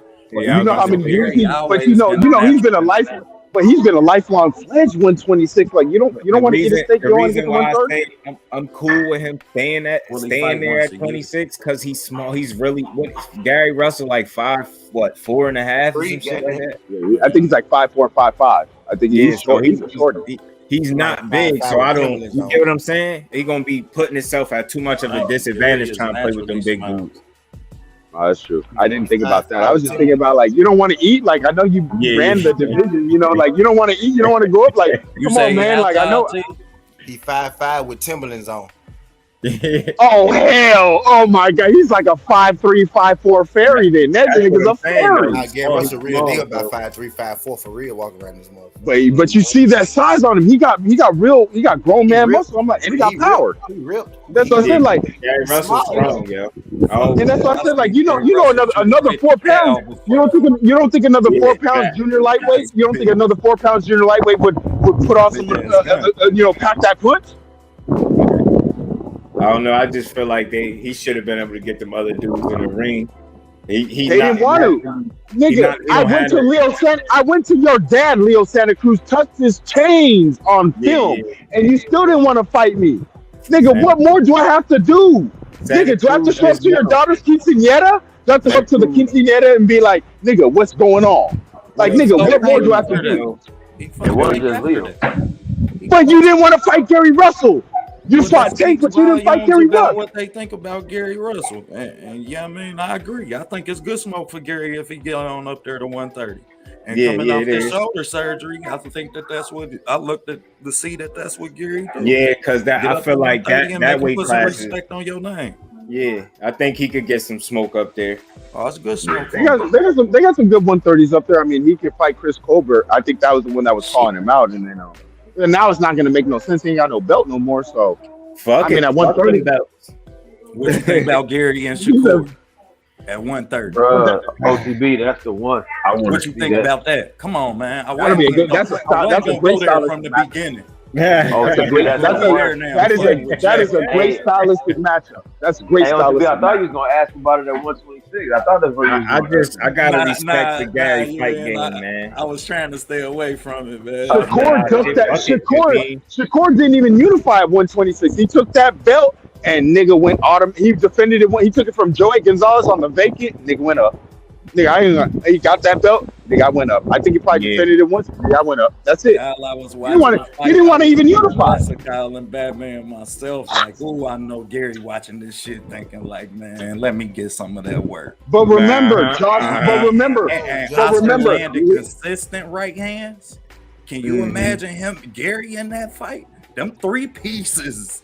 Gary low-key beat the shit out of Mark Magsayo with one arm.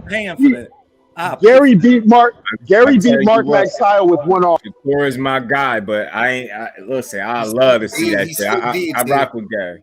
Styles make fights. Yeah, I rock with Gary, so I definitely pay to see that. I pay to see that. Cause it's like I'm glad this fight happened because like I know he human, we know that, but it's like it's good to know that you still got work to do. Right, you know what I'm saying? The right style can steal. My bad, just no, you good. Yeah, your right style could cause them some extra issues for sure. It's just if they able to consistently do it, you get what I'm saying, and that's where I'm at with it. I could see him getting, you know what I mean, and it's cool because shit, you need to be tested, man. So I'd rather see him get tested than keep, you know what I mean, running through people and we ain't getting no type of questions answered. Get what I'm saying? I'd rather see him in a fight. I feel better about that, him going, you know what I mean, going up in level, you know what I mean, when he tested properly. Like, I don't want to see him not be tested. I want to see him tested every time out from here if possible. Fuck that. I don't care who it is. Whoever it makes sense for him to get in there with, I want to see it. I believe in him. As long as he put that work in, he'll be all right. Yeah. He just got to keep working. That's all Saturday showed us too. He who he is, but he just got still work to do. He's still young. It just put that in perspective for me. Less than 20 fights still got some work to do. I always thought Tank would be a tough fight. That's why people just throw that out there. Like, man, look, I keep calling for Tank, man. Like, I think that Isak Cruz got that fight got some people breathe, man. I think that got some people feeling breathe, man. You can't just throw anybody in there with that, man. Can't just be calling for that smoke. I ain't saying be scared of them, but be realistic about that smoke. You're not just getting up in there. I bet somebody. I remember some months ago. I bet somebody that B-Ball beat Canelo, and I can't think of who it was. I was just bullshitting one day because I was like, "Fuck it, I'll take it," because he got to change. I was like, "Fuck it, I'll take it." I don't think he gonna win though. I forgot who it was though. I had to be here for that, yeah. I had to be. You had to, bro. I know I bet something, but I can't remember because I'm on here looking at the odds and trying to hold on, wait. I bet on B-Ball in real life. It wasn't Alex, was it? Alex. No, it wasn't Alex. Nah, Alex like B-Ball. He picked B-Ball to win. I don't know if I'm picking to win. I don't know if we're really picking B-Ball over Canelo. Nah, I'm not.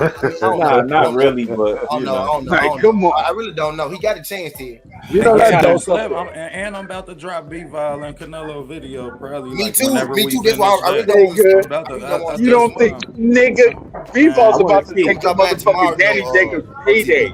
That nigga's paid for that belt. That nigga Canelo paid for that WBA belt. Come on now. Got a shot, though, Nah, bro. Bivol going in there to win this fight, and shit, don't slip on Bivol because we seen Kovalev have some success against keeping. And what the fuck happened? Kovalev all of a sudden went away from the jab. He didn't even want to throw that. He went away from the fuck.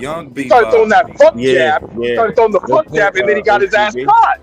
Nah, but like he was winning. He was winning, like Billy Joe Saunders. That dude, man. I was mad because it looked like he was pulling his punches, but that little fast turnaround. He just went to life and death with who? Anthony Yard, I think, the fight before that.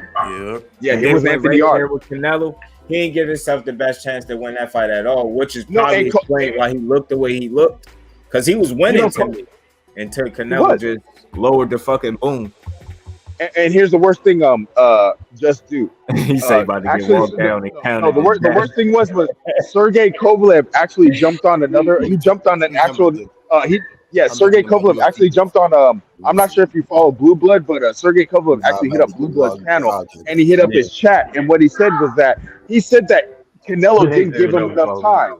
They already said that Canelo didn't give him enough. Remember, same thing with Caleb Plant. Remember when Caleb Plant? They said that they wanted to fight Caleb Plant after a 3 to 4 month turnaround after he just fought and defended the belt against like Fane Butts. Remember Vincent Fane Butts? Then all of a sudden, and then he had to do one more against Caleb Truex. Because that's when he said, "No, nigga, you want to fight me now? I just won the mount. I just won this fight, and you only give me 3 months." He said, one thing for sure, two things for certain. Canelo won every possible advantage. Every possible weight clause. You can't go against the hydration clause. You want everything. Clause. They created a weight class for that dude. This shit just go on and on. But again, the worst thing is when they made the weight class, when they made Canelo weight 155, and that was, and here's the worst thing. That 155 for Canelo weight. The worst thing was Amir Khan told us, they said the night of the fight Canelo weighed 190.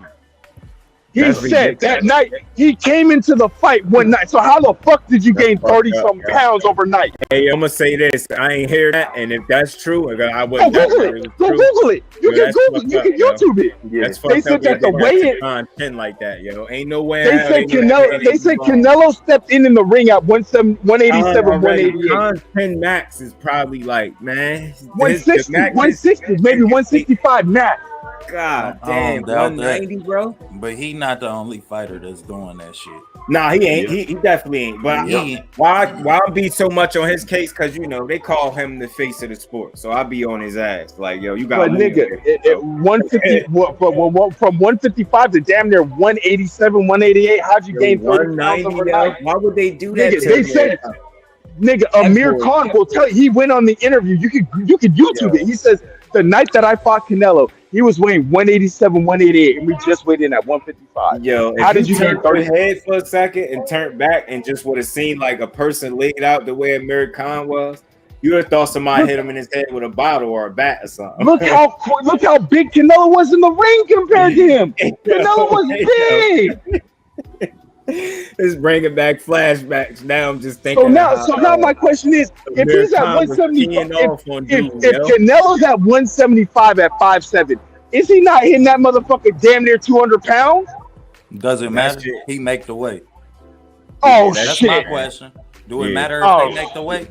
Nah. Okay. That's why I agree with somebody. We gotta keep a neutral playing field about this shit. Yeah.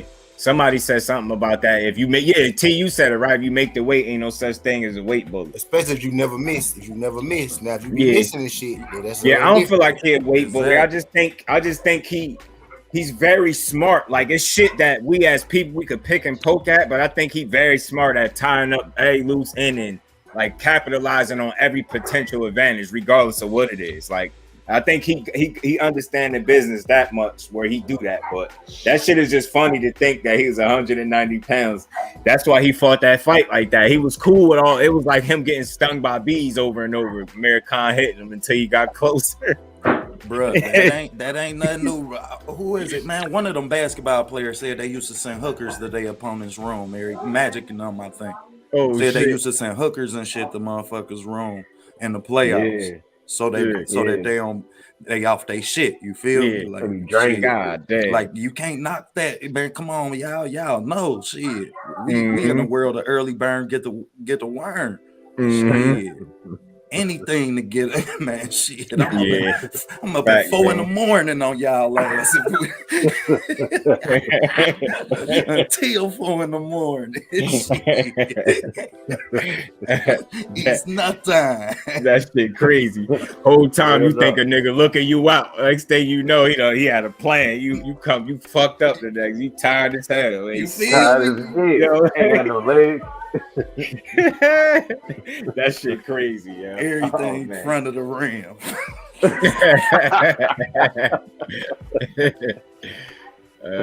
You airball the free throws and shit. Oh man, I got you. Oh man. You gotta say, man, I'm out, man. Salute my guys, man. I got some business to take care of. Pulled out his fight. All right, bro. Man, salute to my guys, man. All right, bro. All right, good shit. It's funny as hell, man. Yeah. Canelo's a motherfucker, boy. That's why it's like when you think about it, when you stop being mad at this shit he doing, you just be like, all right. It's some funny shit to that dude. He a funny motherfucker. That boy, yo, you seen when they put the camera on him when Oscar was in there getting his head cracked? They say, yo, Canelo about to cry. He out there yelling instructors in Spanish and shit. I'm like, yo. I said, yo, he had PTSD that night. Them flashbacks. I know he got the fuck up out of there. That's like with Floyd whooping your ass, motherfucker. It's like, God damn, come on, Oscar. Oscar in there getting hands put on him. Man, that shit. But he stood tall. That dude tough, man. I seen him fighting with that broke jaw like that. I knew he was different then, yo. I think that was Scott Queeg, wasn't it? Yep. That dude, man. I'm like, yo, that's one thing about his ass. You got to really beat him up. That's why I'm saying, like, it's easy to kind of look at somebody and say they ready to go. But I mean, I've just seen it so many times. Like somebody press just one shot too many and overdo it, and you letting it get a shot they ain't got no business getting, man. That shit is the worst way to lose a fight. Yeah, I've seen so many fighters lose like that. And one in particular that popped in my head off the bat of recent times is Tony Harrison. All his losses are like that. Every last one of them. He be winning, and then he get caught, and he end up getting knocked out. Tony Harrison made me so mad against Jermell because he was winning the second fight. All he had to do was stay away, and then that nigga cut the ring off. He cut him off and hit him with that up. I can say one thing about that Derek James training, and you could tell that he just gave Charlo so much more confidence in his power. I think it's actually made him a better fighter in spots. But he's also gotten too comfortable at times too. You get what I'm saying? Because like now that's all you want to talk about. Remember, the big Charlo was considered a knockout puncher. He was considered the pure boxer. When he was on the Ronnie Shield, he boxed a lot more. You know what I'm saying? Then you seen Derek James got that dude pressing on people, and and this shit actually worked. He showed you that he got some power. But remember, Big Charlo left. He's with Ronnie Shields. Little Charlo's with Derek James. So I think it might be a change of mentalities. Like Ronnie Shields might be trying to, more of a boxer, where Derek James like, nigga, I'm gonna try to get this nigga out of here. Yeah, I like Derek James, his style, like his approach, and like somebody spoke on him speaking on combination punching and why he don't teach it and shit like that. I thought that was dope. That dude, man, the way he trains Spence it's like it's not for flash and flare, it's for results. That's why I like it. It's so effective, and I really believe if you are a fighter, you've been in there before. So if you on the outside looking in at that, it's just don't really look flashy at all to you. Like, man, ain't nothing special about this shit. He ain't real fast like that. He don't hit the hardest. People hit harder than him. Like, he can't be that strong. I know they be thinking like that. And they get in there, they like, oh, he got a good jab, but not that fast. And then you get in there, and it's like I say, I hate to keep saying it, but it's like it'd be too late. Be like, by the time you realize he better than what you thought, you already in there, and it's probably round 6 or 7, and your ribs or something hurt. Like, you know what I'm saying? you can't get your way out. And here's the worst thing, like, even if I used to wrestle in high school, I used to play football and everything, and the worst thing is I used to get intimidated by size because, like, I'm a skinny kind of dude, but I could make 152 pounds when I was in high school. Like, and the worst thing is you got all these people with the wings and, the big old arms, but then when you actually start wrestling them, nigga, you start grabbing them wrists, them everything. You start getting in the motion. Nigga, this is fake muscle. How am I able to grab you? And nigga, that's blown up wet water weight muscle. Nigga, you just trying to pull out the thighs. Like, for real. I'm over here just like, these niggas is taking creatine. Nigga, you remember, if you niggas play high school football, y'all know about that. GNC, the creatine, all, bro. And then when I got to wrestle. As a freshman, I'm a skinny dude now. So, of course, I was skinny then. As a freshman, we all was skinny. And I remember dudes that played football. I'm like, yeah, it's cool. They play football, but these dudes still by my size. We came back that sophomore year. You want to talk about creatine? I think they might have had a little bit. I think they might have had a little bit more than creatine, bro. Nigga, they got the peanut butter jelly smoothies with the bananas in them. I know how to get all the protein. Yo, when I say these dudes was all like, I just couldn't believe. I'm like, this is all over the summer to the next school year. Y'all dudes this big. What the fuck was y'all doing with the weights? You put on 15, 20 pounds real quick over the summer. Remember, you put on the 15, 20 pounds real quick over summer. I'm telling you, some of them dudes go in the gym and eat the weights and then leave out. Like, what is y'all doing in there? They eating the weights, bro. He said they eat the weights. Because I seen one dude, I don't know if y'all know about him. He played professional. Jonathan Casillas. I don't know if y'all know he played for the Saints when they won their Super Bowl. He was the dude that recovered the onside kick.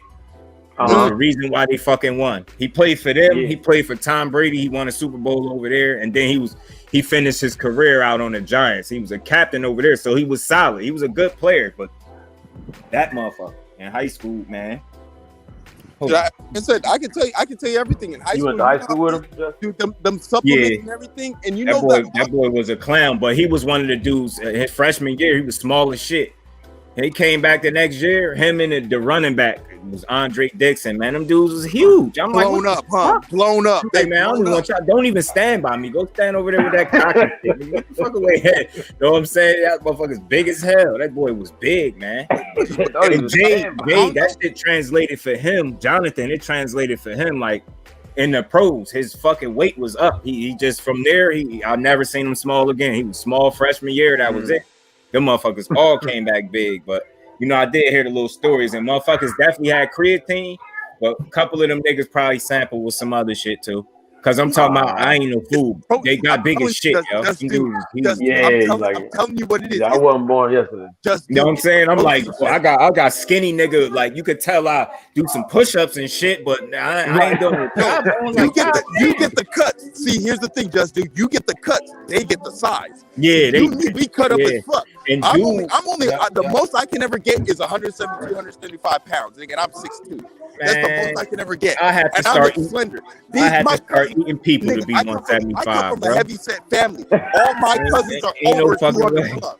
Ain't no way. I have to start eating people to be 175 pounds. I can't eat right now. Nigga, all the burgers I eat, nigga, it comes out the 20. Nigga, I'm still 175. I think I weighed more in high school, bro. I smoked like nigga, just do our metabolisms are too fast. Nigga, we eat some shit, that shit burns off, nigga. You know what it is. Yo, I be eating and shit throughout the day and smoking some days. I be like, it's no way I should be hungry right now. It's almost no way. That shit, yo, that shit just run through me, yo. We still got that high fast metabolism. Yeah, I ain't mad though, cause I take the slim over the fat any day. Fuck that.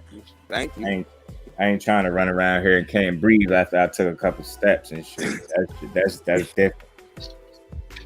Yeah, these they mad. He shut you and your team up. He did, and he gave you PTSD flashbacks. Why he did it too? So I know Canelo mad.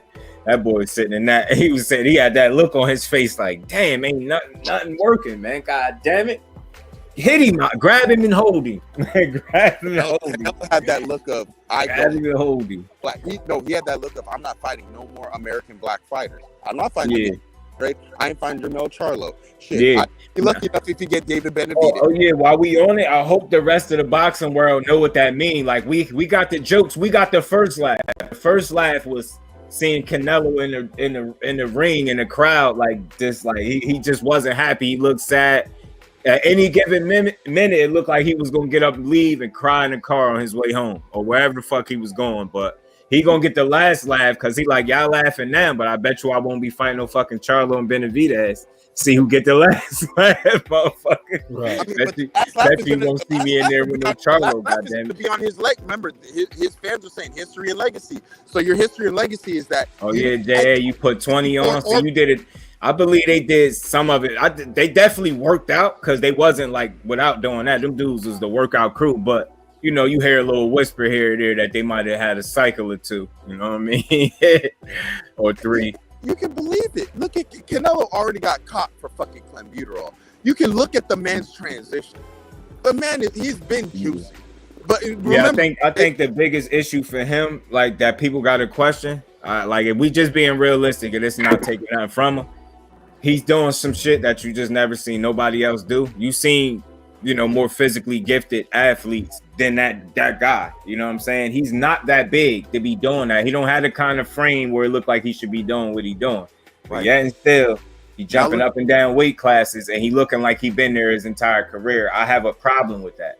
When Manny Pacquiao was doing it, I had a problem with that because the dude that was scared to take Manny Pacquiao, we knew Manny was on juice because the nigga's head size changed. Like Barry Bonds, remember when you go hat sizes, nigga, your head can't get bigger. Telling you, come on now, Manny and for him being that he was a little dude, he started at fucking flyweight. The nigga was a flyweight that fought at fucking junior middleweight. Come on. If you seen Manny Pacquiao when he first started that career, when he was getting knocked out to the body and shit like that early, he was a baby. Yo, he looked like a fucking preteen. He looked like a junior high school kid. I promise you, he do. He's like a high school kid in the ring or something, yo. And not one of them ones that's big like nowadays. Like he like a small. He looked like a junior high school kid, little ass baby. I was like, yo, Canelo got that pit bull neck. Yeah, man. He do got that big ass neck. You see the weight exercise he be doing when he put the weight on top of his head? And he put like the straps under his shit. He wear the weight like a damn helmet and. You know, he's doing the neck exercises with that. The Floyd neck exercise. That's the Floyd neck exercise. You know what I mean? Yeah. I seen Floyd do it with like the towel in his mouth and like I seen fighters do that. But Canelo goes a step further. That shit look like Raiden hat almost when he got the little buckle snapped to his chin and the big ass weight on his head. I don't even know how heavy the plate is, but that shit was kind of big. I just seen it recently.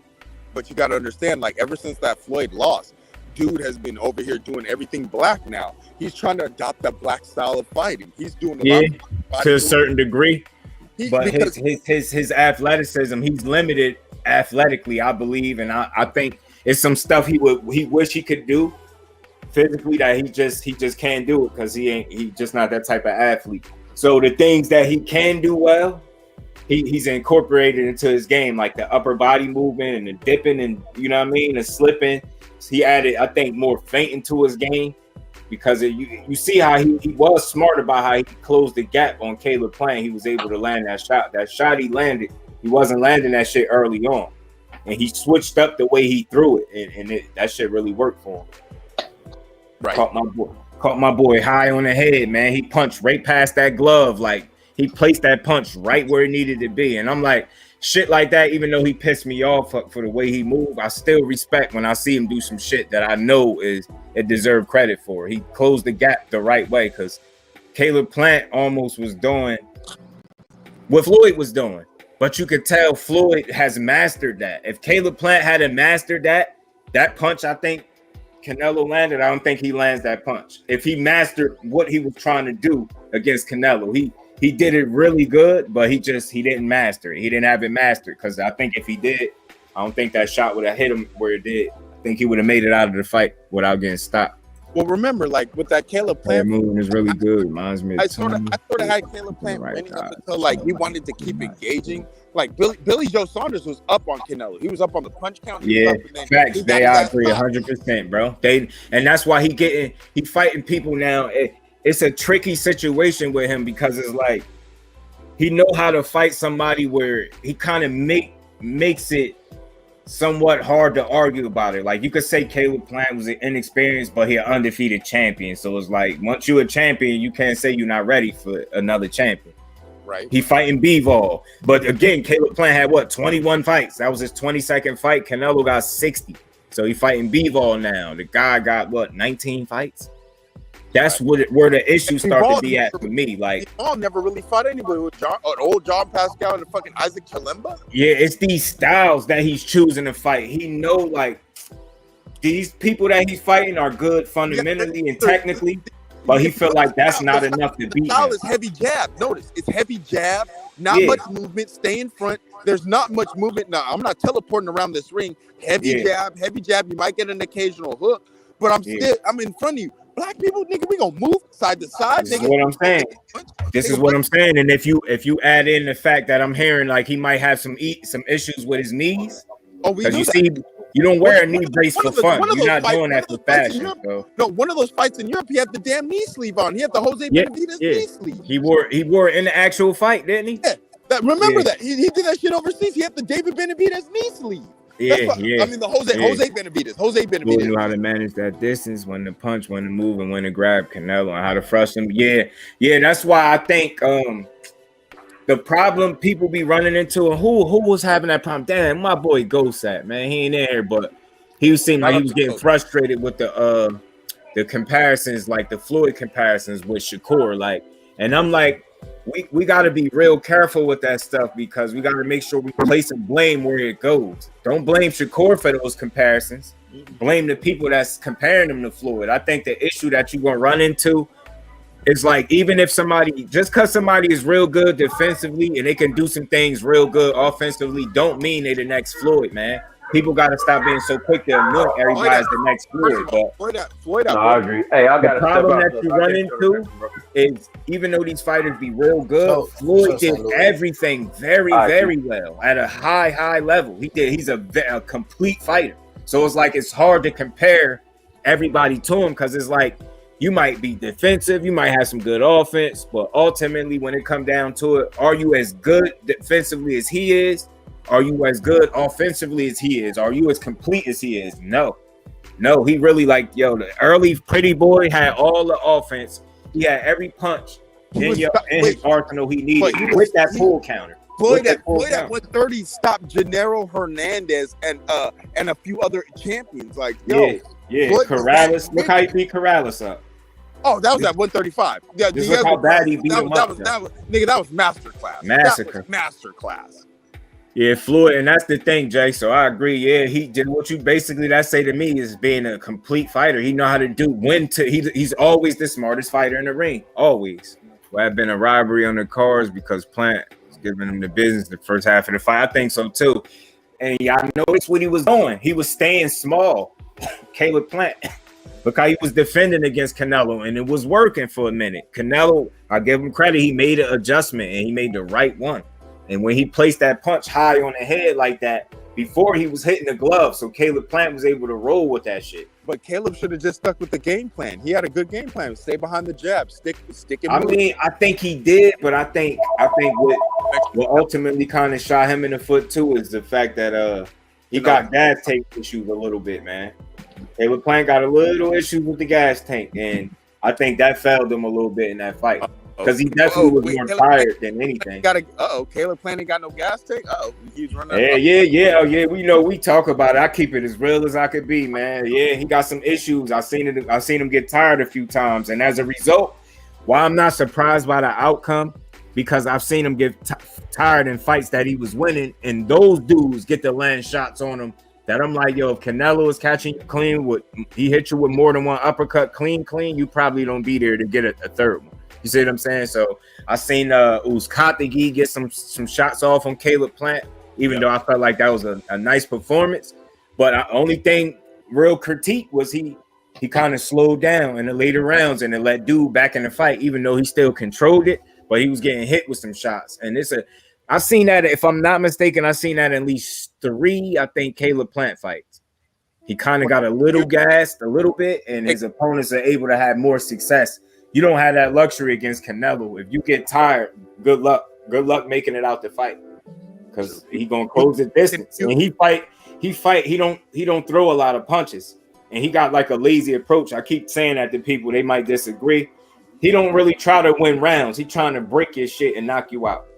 And he pretty much know if your style, if he only got to worry about maybe, a combination or two and maybe a jab, I think he could live with that. If you can move a little bit, he could live with that. But can you sustain it? And I think that's where he's seeing holes in certain people's game, and that's why he accepting certain fights. That's why I think he ain't gonna have no problem fighting Bivol, because it's the same shit he used to. Bivol's right in front. Bivol is a heavy jabber. He's gonna stay right in front. He ain't gonna move. That's what I'm saying. And he moves, but he's not considered a mover. Right. You get what I'm saying? But he can move. And I see. Watch how Canelo approach that fight. He gonna use his jab, cut the distance. He gonna be heavy hooks, and he gonna just try to knock this dude out. I'll be surprised if he actually starts. I see that like the Rocky Fielding fight, because heavy jabs. Rocky Fielding was a heavy jabber. Yep. You know, more taller frame, but it's like now, Bivol, you got to show me something. I understand, like these people keep trying to build you up like you're a WBA, like this big old champion, like, but you never fought. Talking, I knew he was about to give it up. Y'all felt like that. Yeah, I mean, so you could talk about that because I hear mixed opinions on that, but I'll be honest. What I do hear most people having a problem with him talking in the ring. They felt like he was being a fan at that moment. I mean, and I could understand to a certain degree. Maybe they feeling like he was looking for acceptance, to asking him like, "Yo, I'm pretty good for 22 fights, huh?" But I think he was, for me, I interpreted like he was saying to him like, "You discredited me before that, you know, on the build up, you know, to this fight, saying, you know, whatever it is that he said." But he's like, "I'm better than you." Get what I'm saying? Now, if Canelo had said something like, "Nah," like no, then maybe I would have said that kind of backfired. But he did respond, and Canelo respected him. He was like, "Yeah, you good," or whatever he said. I could have swore he told him. Caleb Plant said, "This is a good fight going on." He said, "Yeah, this is." He said, "Yeah, like so." But I get you. You in a way, I probably feel like he was looking for acceptance. Like, "Yo, am I good enough to be in here with you?" Or yeah, no. Like, you get what I'm saying? But a part of me felt like Caleb Plant was telling him, like, "Look, dude, I'm better than I ain't." Nobody else you fought. I'm better than what you I'm better than what you. I'm definitely better than what you expected. If you want this undisputed, but then again, he wanted to say that I'm not here to lay down. He wanted to say I'm not here to lay down. Jay, you could have also felt like he was saying, you know, he was unsure, like trying to make sure. You know what I mean? He wasn't sure he was good, or he was surprised that he was doing that good. So yeah, I definitely get the point. But I think that's what he was looking to do there. You know what I mean? Get his respect. Like, yo, I'm better than these 21 fights will suggest. People also have to realize that Canelo is used to being a shorter fighter. He's gonna break Bivol down. That's how I see it, and I don't want to be disrespectful to him, but his approach be a little lazy, yo, because he been banking on the power, and if we being honest, that shit been working. So, like, you know what I mean? What the fuck I said? Close the distance. He throw jabs, because he understand he is smart, so he understand he got to use a jab, but he throw the feints in there, close the distance. He got better at cutting the ring off, I would say. But then again, that could be deceiving because the people that he's fighting ain't exactly those guys that can move and force him to show that he can actually cut the ring off and consistently. He don't have that. So, you know what I mean? Like I said, he on that Eastern European tour, and that's just what it is. Well, we already know he's not going to come back to America. Like, he's not going to fight David Benavidez. He's not going to fight the Charlos. He's not going to fight nobody. I'm like, Al Heyman already put the money for $100 million. Canelo turned it down for Eddie Hearn's $100 million. So, I mean, it would have to be probably at the tail end of his career. Like, once everything's already established, Facts, Jay. Yeah, he was talking. Canelo was focusing on cutting the distance and throwing that hook high on the head where he landed it at. He got his ass out of there. That Canelo fight, though, he gained a lot from his experience, and he's just simply knowing what he could have done better. Yeah, because he didn't get beat down. He just got hit with a good shot, and Canelo was a heavy-handed dude, man. Sleeps on Plant because of all this Benavidez bullshit. He said, yeah, and that's something that I wanted to kind of like touch on a little bit too. What I noticed with people, and it's natural. All right, say you watch two fighters, right? And you know, they get their interviews, they fight, they do whatever it is they do. But out of those two fighters, one of those start making his rounds. And when I say making his rounds, like he doing interviews, not just with big platforms, but he doing it with content creators. I think that it just opens up more possibilities, like from the fighter. Like you seen Devin Haney, you seen Bill Haney call BFTB if y'all was watching. You seen Devin Haney pop up there. But my point is, people appreciate engagement and shit like that. And Benavidez has been more engaging with the people than Caleb Plant. Caleb Plant do fight hype interviews and shit like that. We seen Benavidez. What he was on? He was on Nick J and Boxiana's channel. The Queen. He did Keon's show too. Everything Boxing. So what I'm saying is naturally, when these people do these interviews, I think they connect better with the people. And as a whole, as a result, people want to support you more. They understand you a little bit better. It's natural. So it's like we've been seeing and hearing more of Benavidez, and he's been speaking on that situation more. So you hearing more of his side. So it's kind of like it's easy to be swayed to, you know what I mean? Like people will be prisoners of the moment sometimes, but it's like a natural reaction. You feel like you engaged at least with him. He appreciate the fans. He's speaking, he answering people questions. You get what I'm saying? Whereas like the other fighter, with David, he only sticking to the, you know what I'm saying? The thing was with David Benavidez, when I watched the Queens show, dude, he stayed up there for 2 hours, and he would put the Queens were like, wait, hold on, we got a $20 super chat, and they would act like people were super chatting questions. David stayed up there for all 2 hours. He's like, oh, go ahead, read the question. And he was over here giving the Queens respect. Like, dude, I got a lot of respect. Like, so right now, the problem that these fighters are having, they need to fucking take notes. Pay attention. The fighters that are making the rounds, that speaking to these content creators, the different platforms, big and small, they got the respect and the support of the people. People need to start paying attention to that. For perfect example, when Devin Haney Pops called in BFTB, he put Devin Haney on the phone. He didn't know he was going to do that.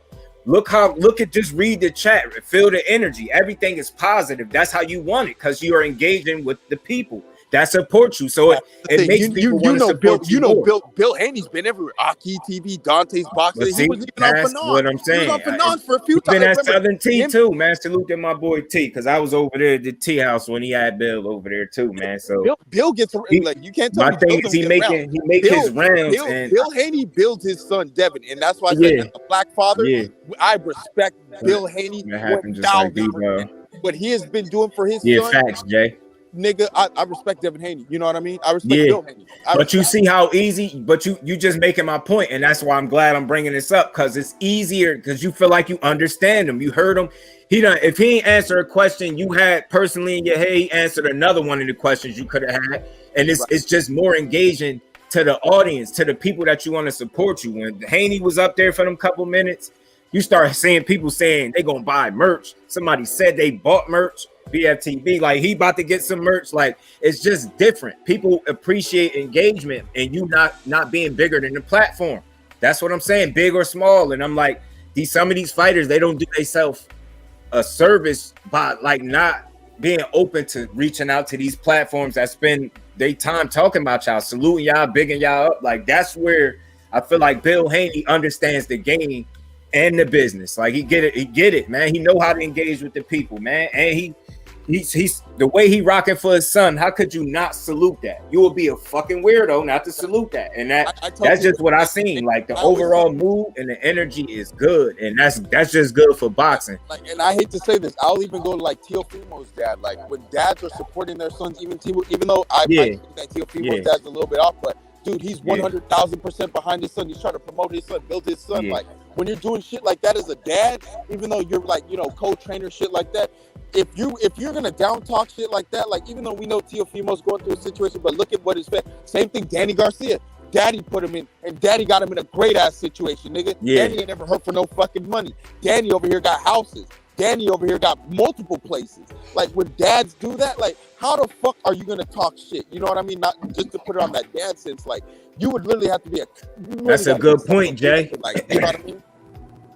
But it be that reason right there why they be losing their core initial fan base. Why shit don't be like, you know what I mean, hitting for them, because they're going outside of their culture for the engagement when they shouldn't be doing that. I'm not with none of that. But they already told you, nigga, we're like 45-50% boxing fans. We purchase a lot of their shit. True. So you're gonna leave this Bud, you think they would tap in? You're right, but I think in due time he will, because I seen Derek James on Blue, and he gave Blues a good amount of time. So I think they're gonna make their rounds. But I'm with you, yo. I feel like at the very least you could give people that. At the very fucking least, ain't nobody asking for you to sign an autograph or You get what I'm saying? Give them free tickets to your fight. People are asking you to engage and have a sit down where they could discuss boxing with you. Like, and I think that is why. Video with Bud? Did you not see the video with Bud? Bud was over here taking like 200 people's because he was at the Shakur fight. So that was in like Vegas, I believe. Dude, yeah. Terrence Crawford took like 20-25 minutes just standing around taking pictures with everybody that wanted to get pictures on their I did. I be hearing mixed stories with Crawford. I hear he a little less approachable than Earl. I think you got to get him at the right time. Like, you got to get him. I think so too. And I think it's a time and place too. I think you got to factor in a lot sometimes, man. Like I seen Timothy Bradley trying to make his way through, and he was taking pictures with everybody. They were just cramming pictures in his face while he was doing the interview, like right live as he was walking. And he didn't get frustrated one time. He took all the pictures. One of my close friends is Derek Williams. He was an Eastern Conference champion for the Cavaliers, for the Cleveland Cavaliers. Derek Williams from University of Arizona. Nigga, I have pictures with him, and dude, like when I kick it with him, like whenever he's out here in the States, because he's out there in Germany. Like, dude, to be honest with you, like, bro, like he is one of the most friendliest. Oh, you want a picture? Nigga, I'll take it with you. Like, what the fuck? Like, come on. I went to a Lakers game, and here's the worst thing. Magic Johnson, he signed like 5 autographs, and then all the kids started to come. Nigga, he didn't want to sign no more. Nigga, Rob Pelinka was... You went out, Terry. I don't think Bud really cared about his fan base like that. Yeah, I mean, it's a mixed bag with Bud, man. Like, I don't want to say he don't care, because to be fair, I did hear like he big on looking out for the kids. So anybody that's doing something and they don't forget about the kids, they got the kids in mind, is halfway decent to me. You know what I'm saying? But I think the fighters that understand not just the business of boxing in terms of getting fights done, like, you got certain fighters that understand engagement. Like I said, man, that shit go a long way. And that's why I believe Devin Haney and Bill Haney, both as a team and as individuals, they're going to continue to get the support from the boxing world, because they tap in, so to speak. You know what I'm saying? They tap in with the people. So I think they always going to have a leg up. And one thing I noticed, like I said, is natural. I want to call it bias. Might not be the right word for it, but like I said, if you got two fighters that you like them both, but one of them really taps in, naturally, if you're able to connect with that one that's tapping in more, I'm going to understand that. And I think that's where these fighters, they some of them understand that, and then some of them don't. And then sometimes I do believe, going a step further, that engagement sometimes, and not in all cases, but in some cases, it clouds people's opinions and judgments of certain fights, because that fighter is tapped in now. I'm gonna use T. He popped off, but he was up here. My boy was up here. Well, I respect him, because when Bill came up on his platform, one of the first things he said is like he rooting for Devin Haney, but he was basically saying he ain't like his number one fan and no shit like that. He not gonna turn into his number one fan because his pops is up here, but at the same time he respect him and what he do, so he supported. See what I'm saying? Whereas I think some people, after that engagement, it kind of clouds their judgment to some degree, or it kind of, I want to say clouds their judgment. It kind of sways their opinion a little bit. Like, I am laying that. Right. You kind of lean towards a fighter that you can connect and engage. It's natural. That's why I said I don't think it's intentional. I don't think bias is the word, but normally that fighter that taps in, I feel like you're able to get their support and the respect of the people, and they think more of you because of it. So it's like, you know what I mean? That's why when I hear certain people talk about Devin Haney and Tank, the first thing they say is Bill Haney has tapped in. Devin Haney has made his rounds. Like, you can't even reach Tank. You can't even at that man on social media. And just think about it. Shit is shit. That's a fact. Like, which one are you going to connect with more? The one that's tapping in, or the one that's isolating himself from the audience that you want to support you? You get what I'm saying? And that's what killed me about these fighters. Y'all isolate yourselves from the same people that y'all want to support from, and then you go to the other big established platforms instead of going to one and putting them on, or, you know what I mean, shedding light on the people that really rock with you, not the people that's just rocking with you because they can shove a camera in your face. See what I'm saying? So it's a lot of fighters, man, that they need to understand the importance of engagement. And I ain't saying you owe people all your time, but it's enough hours in a day for anybody to reach back to the people that you want support from. That's where a lot of the fighters go wrong. But I think slowly but surely, as long as people keep putting out content and having an understanding that they could reach out to these fighters and they're gonna get the right responses and people gonna reach back, I think you would kind of switch the narrative and change it a little bit and start, getting to a place where you can have people have more one-on-ones and sit downs and conversations with these fighters. Because what the fuck else is you doing it for? Like, one thing about me, I don't know how everybody else do it. Anything I post, whatever fighter that I'm posting about, I tag them. I don't give a fuck who it is. I'm not spending this time. I'm talking to you, bro. This is for you. And as a result, like, I don't look for nothing, but I see people repost my shit and shit like that. And I think that's good enough. That's cool. They acknowledge it. Some people DM, and that's good enough. Like, long as you know it's people out here that's paying attention, man. And I think, like I said, that engagement just go a long way. A lot of these dudes don't get it. You a fool. Only thing Bud care about is dressing like a retired summer camp counselor, long sleeve shirts, and vests. I swear to God, you crazy. That is Bud attire. He keep a turtleneck on, a long sleeve with a vest. I swear to God. That is Bud style. That's cause I heard that's cause he from Omaha. So whatever that meant, I ain't say it. So you ain't get that from me. I heard it's cause he from Omaha. He don't know how to play shit together. That's what they said. That's what the word is. You know what I'm saying? But yeah, man, that engagement, man, that shit go a long way. Like, I made a video on the female Shadeja Green. She reposted my shit on her story. I just commented something on GT shit. He reposted my comment and he reposted my channel to his story. See what I'm saying? I just think that's dope. I didn't ask him to do it, but it's just, I guess it's an energy thing. You know what I'm saying? I put out a certain energy and that's what I've been getting back. So that's all it's about for me. Yeah, you a fool, man.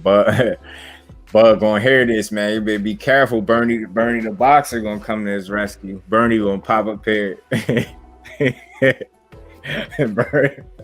Bernie gonna come up here and start going nuts.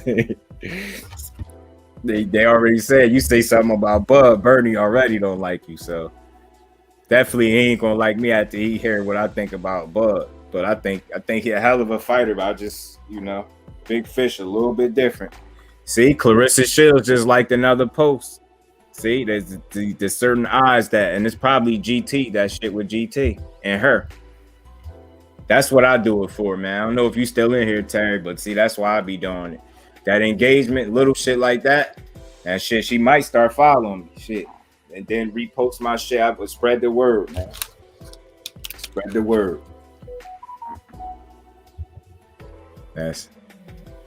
She just GT. Yeah, he just reposted my comment to his story or something like that. And she been liking posts lately, so she must be seeing my shit. So that's good enough, because that's the second post she liked. I'm making that one a big deal. The first time I was trying to downplay. This time I'm glad because she paying attention. There's some shit they could do with her.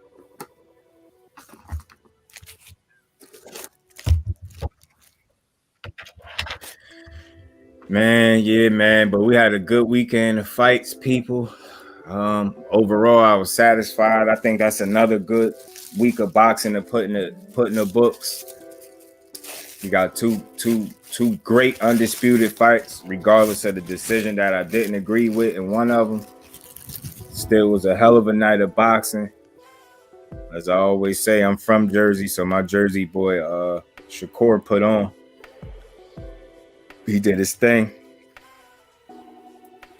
And I had to ask the question, do people feel like he on a pound for pound list after this? But I think he is. He on mine anyway, because, around here, people, you got to come up with your own list. You got to think for yourself in the sport of boxing. One thing I learned about this sport, if you don't think for yourself, this sport ain't for you. Because people will lead you blindly in this sport, man. I'm trying to tell you. You don't think for yourself and how to form your own opinion, you're in trouble if you're trying to be dealing in boxing. Yeah, that is good. Yeah, I mean, that's all. Like I keep saying, that's what it's about. That engagement go a long way, because it's let the people know that you still human. You know what I'm saying? You're not above speaking to the people that talk about you in a good way at that.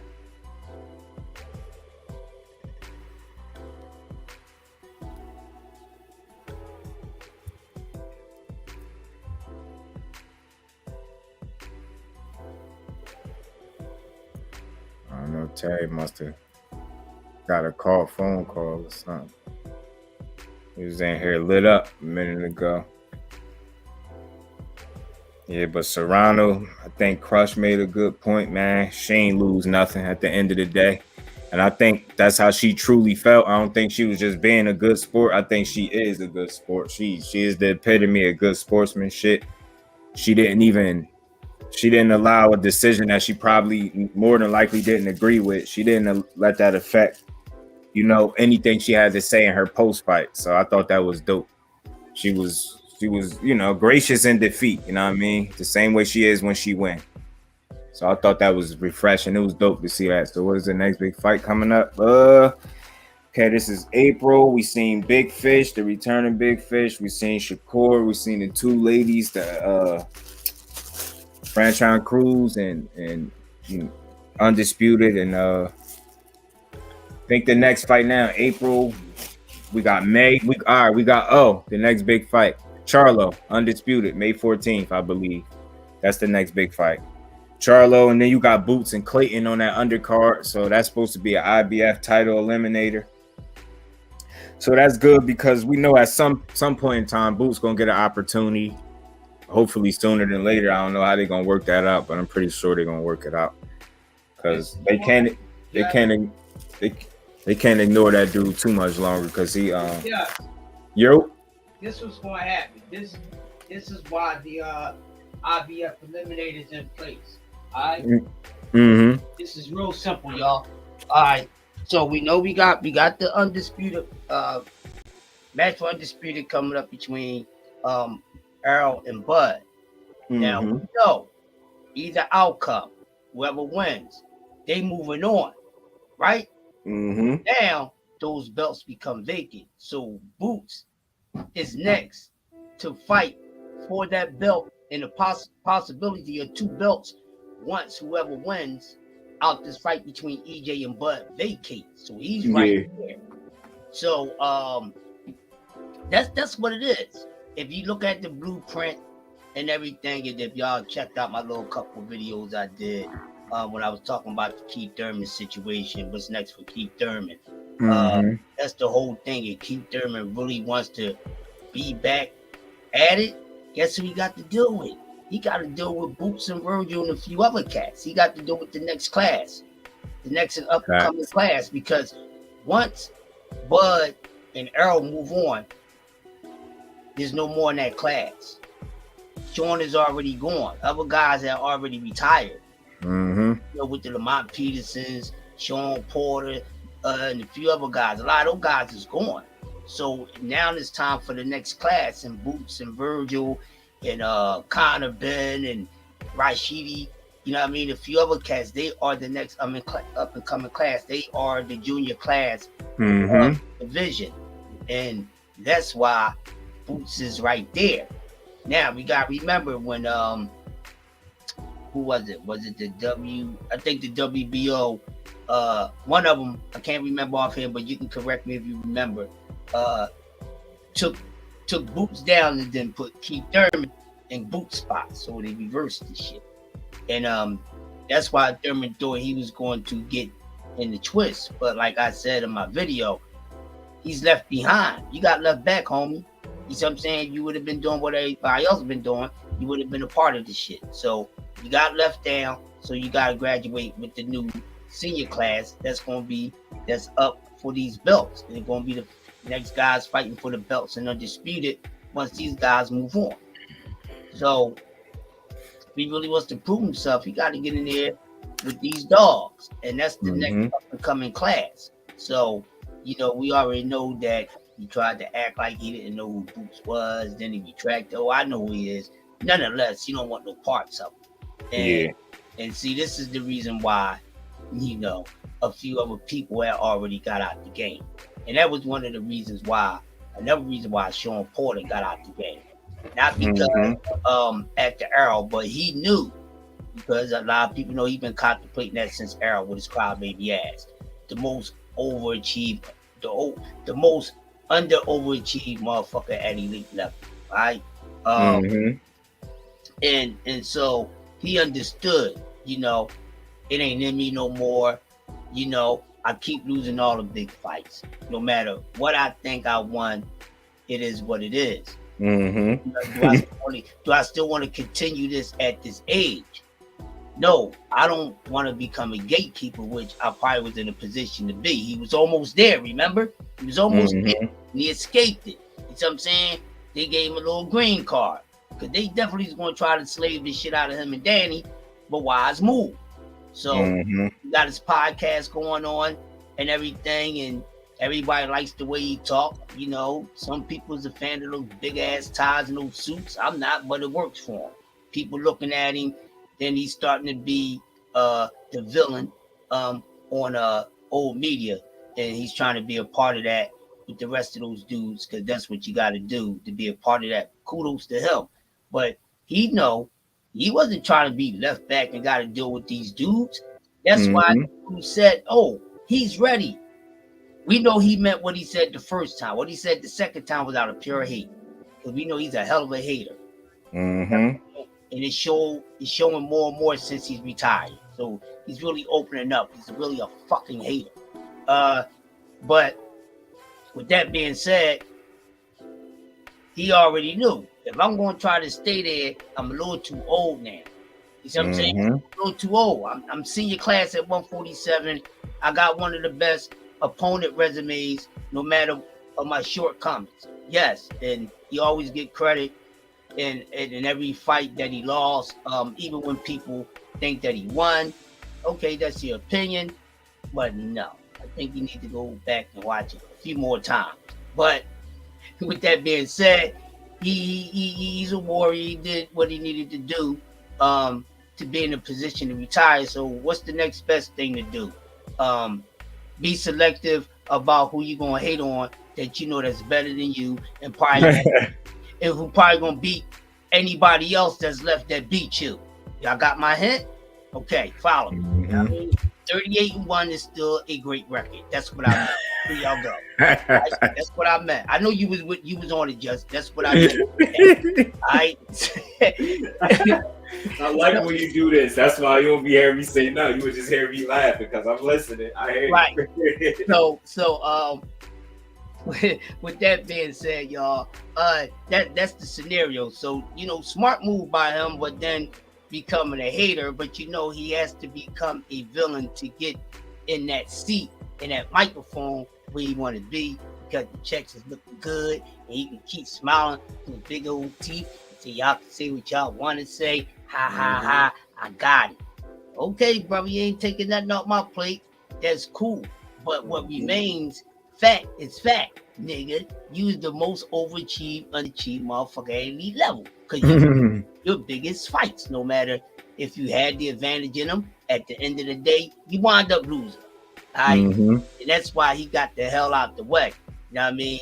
And started hating after the fact. But Keith Thurman, he's still, you know, trying to be active, and he's still active because he had got some rust off him. But he needs to get back in the ring before Father Town show up on his ass. If he ain't the fucking shit. All right, and which it will catch up with him sometime. Because if another layoff would be detrimental to his career, yo. Right, so there's nothing left for Keith Thurman. Ain't no boots. I mean, ain't no Bud, ain't no Earl. You might can get Ugas. Ugas still won't be around because Ugas say he ain't going nowhere. So we got to deal with Ugas, who's still in good shape. So you got Ugas, you got Boots, you got Virgil T, you got Conor Ben, you got Speedy Rashidi Ellis, you got a few other guys. So, you know, we can see, you know, can one of these guys from the senior class stay back and become undisputed, or one of these guys are, now fuck it, let's keep it real. The guy that a lot of is full as dough, no matter if they want to face him or not in the ring, know that this dude is going to be the next one to win a damn division, and definitely one of the top dogs. There's Boots. You know what I'm saying?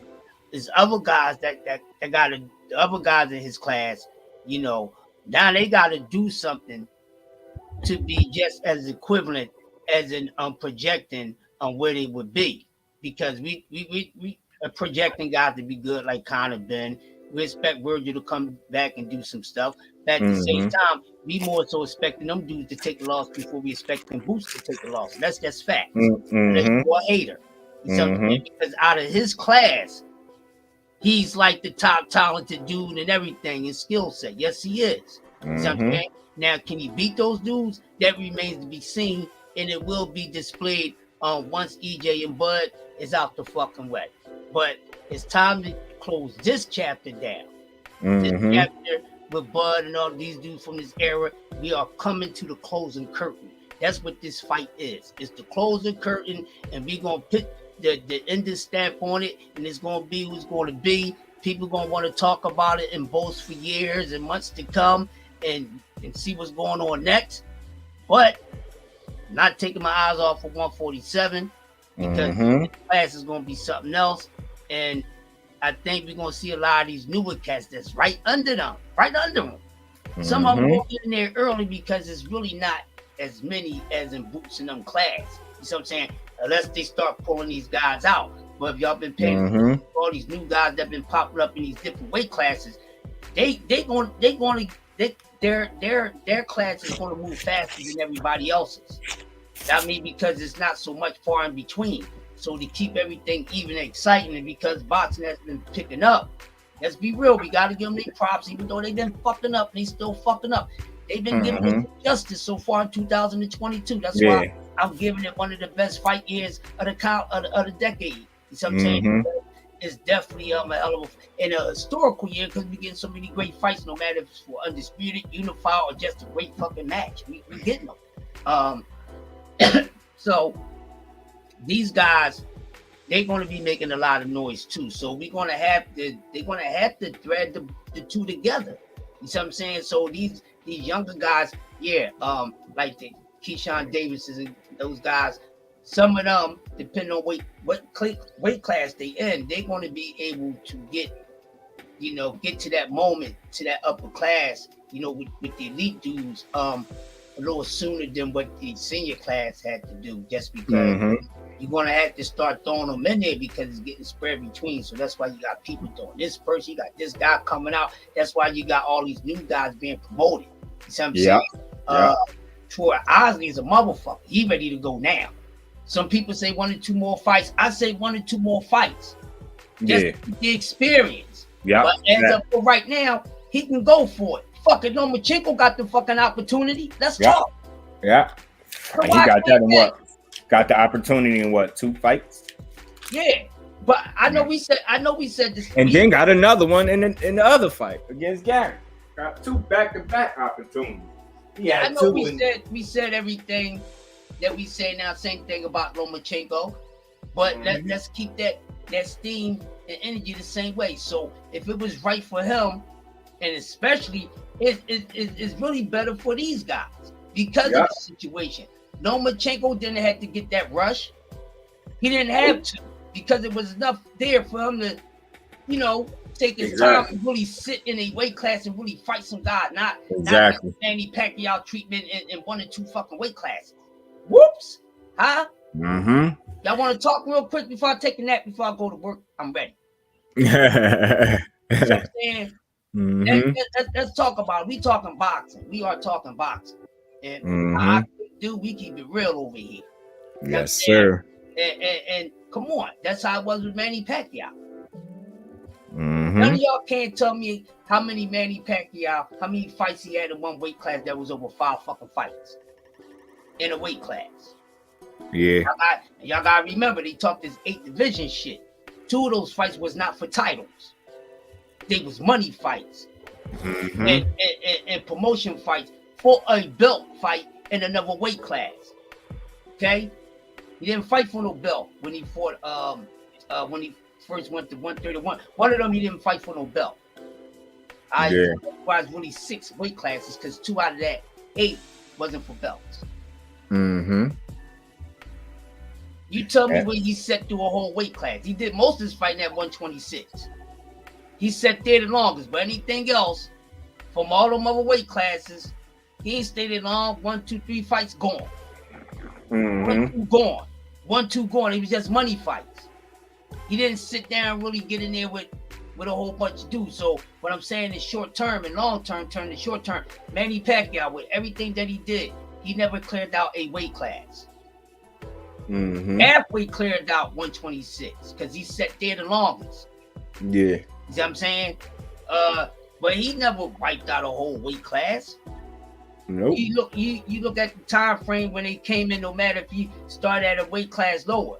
A lot of the guys that exclude Shane and Oscar, you see what I'm saying? But a lot of other dudes, if you really look at it, there's a lot of other dudes that Manny Pacquiao could afford, that Floyd Mayweather fought, besides these pay-per-view money fights. He never fought nobody else in between that made forth. He ain't fight no motherfucking chop and motherfucking goddamn drunken master and Julio Chavez. No, he ain't fight none of them dudes, them in between dudes. Them tough ass dudes, and some of them dudes are still around. When he always was weight class behind him. But how ironic, he get to get Ricky Hatton, he get to get Manny Pacquiao. I mean, he get to get the Ricky Hatton, Oscar De La Hoya, and Shane fucking Mosley, and fucking Godo. Yeah. But why in between, in the early stages, before the the juice and shit and proper 8 meals a fucking day with the extra shit started kicking in? He never really faced none of them other dudes. He faced some big dudes, but you ain't never seen him get in there with no motherfucking goddamn Trinidad. But he got in there with some tall motherfuckers. It's easy for him to get in there with dudes taller than him. He's 5'4" and a half, 5'5". He didn't fight Morales. He didn't fight motherfucking Maidana. Nope. So I'm saying he didn't fight Angel Man Freddy. He didn't fight none of them dudes. He skipped right around. He never wiped out a weight class. A couple fights, 1 or 2 manufactured money fights for a title or money fight to get you ready for a bigger fight. That's why we wound up getting them. That's why he wound up getting them pay-per-views. And he had to keep that going on. He had to follow it. His biggest fucking paychecks were what? Oscar, Floyd, and Ricky fucking Hatton. Yes, sir. And what's the motherfucking, Floyd fought them dudes before him. Shane all them dudes. Follow the blueprint. So he was running. They manufactured him off the fucking Floyd Mayweather fucking jet trail, the money trail. Yeah. But that's why he ain't fighting under the in-betweens. Because that was high risk. Comfortable reward, but not as high as I wanted. Now listen to what I'm saying. Yeah, I'm saying some shit. Because if he would have fought some of them saying in-betweens, he would have had a few more losses. That's what I'm saying. Yes, sir. That's what I'm saying. That's why Canelo would have followed the shit the way he's supposed to, in order, fighting dudes in your same class, that's in the same condition and all that. He had 1 or 2 more L's on his record. He's protecting the one like he's protecting the O, because he feel as though if he get another fucking loss, then it's gonna be a domino effect. Y'all ain't catch on yet. That's why he's fuck up that bag. That's why he's skipping around everything else. Come on, man. They ain't rocket science. That's why he afraid to take another fucking L. He ain't worrying about this shit fucking up his record. Some of the greatest of all time. That's much better than these dudes got L's. Ask Sugar Ray Robinson. Greatest of all time, in my motherfucking opinion. Ask Jack Johnson. I'll leave the few of them guys. I ain't gotta go down the fucking list. Huh? So it's not about your winning losses. It's about how you perform in your winning losses. Did you give it your best in your defeats and in your victories? That's what it's about. Being consistent, giving the same energy every time you go out in the ring. Not switching shit up or taking somebody for granted. You wind up getting clipped. You might not be able to recover all the time. It was good, bro. You might not be able to recover all the time. So why are you protecting this? Why you afraid of taking another L? Nigga, you ain't the greatest of all time. So there's no need for you to be trying to protect that. Whoops, get that one out the way. Nigga, you would never go down in history as the greatest Mexican fighter of all time. You shouldn't even make the Mount Rushmore. Check 2. I ain't even gotta give him a 3rd check. There you go. That's the whole thing on this dude. So why are you afraid of getting another fucking L on your record? It ain't going. Listen, dude. That one loss ain't get you there, and you ain't there. You trying to glue it to it and all that other shit to stay to it. Get the fuck on out of here. You want easy route. That's what you've been taking. Remix. Facts. I want easy route. You know that I've been taking. God damn it. Manufactured. Why you afraid, bro? So you listening because you know the difference between passion and anger. So you good with us. I see you know he passionate about it. Why you fighters are afraid? Afraid is great. Yes, sir. You're fighting the best, and you went into the best, and you losing to the best. There's nothing to be ashamed of. But what blemish your fucking record is your ass being a punk bitch. Your ass on steroids, your ass eating loaded meat, your ass got shit in your fucking teeth. Trying to say it's the teeth. Your ass motherfucking ducking and fucking died, and then you gotta be mandated to do it. That's where you make the you blemishing and shit. You trying to protect the blemish. Protect the blemish by not cheating, motherfucker. By fighting people that's at the same motherfucking status as you.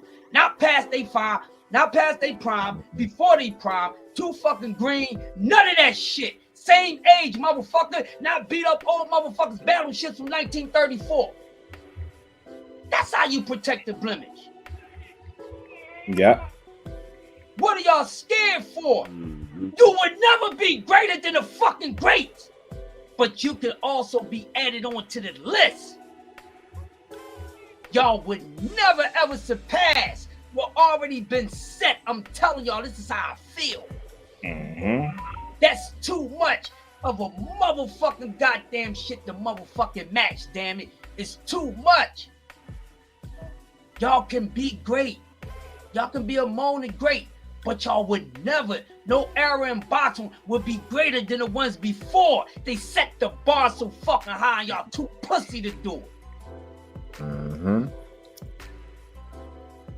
They set the bar so high that the motherfuckers more corrupt now than they was back then. They got it done more back then. The bar was set too high. Don't chase that. You ain't gonna catch it. Just like I tell everybody, stop chasing Jordan. He ain't got the most rings. Chase 11. You ain't gonna get that. That involved song should be the motherfucking NBA theme song. A motherfucking most championships ring by any damn franchise. 11. You ain't gonna get it. Cause the only thing that changed that y'all get more prettier, more flashier. Yeah, y'all be more athletic, but y'all motherfucker be less durable. Yes, sir. Y'all motherfuckers Teslas. Soon when the scratch come, you all fucked up. You could never surpass them iron bodies. You know what I'm saying? Never. Y'all motherfuckers ain't Tonka tough. Y'all motherfucker plastic toy tough. It's a difference. Y'all fighters ain't Tonka tough. Y'all plastic tough. That's why y'all would never surpass the greats. Chase you. Y'all got too much work to do. Y'all ain't doing 15 rounds. Y'all motherfuckers ain't even, some of y'all ain't even trying to fight twice a fucking year. Y'all trying to fight twice every 3 years or some shit. They was getting in 4 or 5 fights a fucking week if they could. 5 or 6 fights a fucking month. Never surpass that shit. Yeah. And with all the technology and we got all these different workout regimens where it take less wear and tear off your body. It take less natural building off your body, but it gets it done faster. And y'all still can't surpass this shit.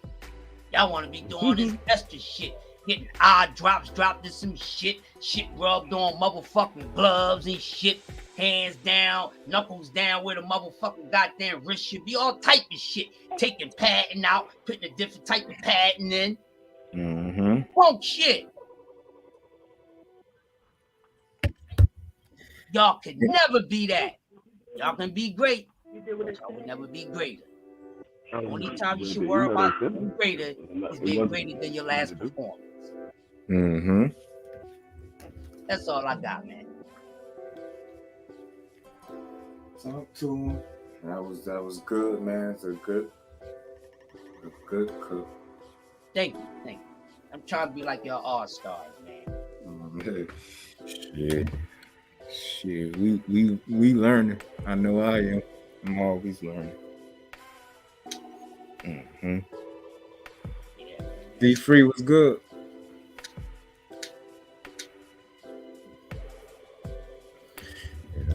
Oh shit, that ain't D3 right there. D3 was good. What's going on? Cool. What y'all cooking on today? Oh shit, man. We talked about the ammo fight and the 2 undisputed women fights and Shakur fight all together. Oh yeah. There's a lot of great fights this weekend. Mm-hmm. Like, a lot of great fights this past weekend. Oh, real quick, Crush, I got that logo made up for you. I'm gonna shoot it over to you sometime today. All right, cool, bro. I appreciate that. I'm representing all the brothers and these skills, man. Mm-hmm. That's not what my skill set at. I'll get on to learning it. I'll be bombing y'all saying how you do this. Trust me, I will. I mean, that's the only part I can do everything on the computer except for that shit. Yeah, a lot of good design. Mm-hmm. Yeah, I had that shit. I ended up doing my shit from scratch too. The one thing that I heard a lot of people saying this past weekend, well, not even this past weekend, I heard a lot of people saying today and yesterday, they was talking about Keyshawn Davis. They wanted to see Keyshawn Davis in there with Tank Davis. Mm-hmm. I said, I don't think he's ready for Tank. From what I've seen, he needs a lot of work before he can get in there with the people like Tank. He's not ready for nobody like Tank.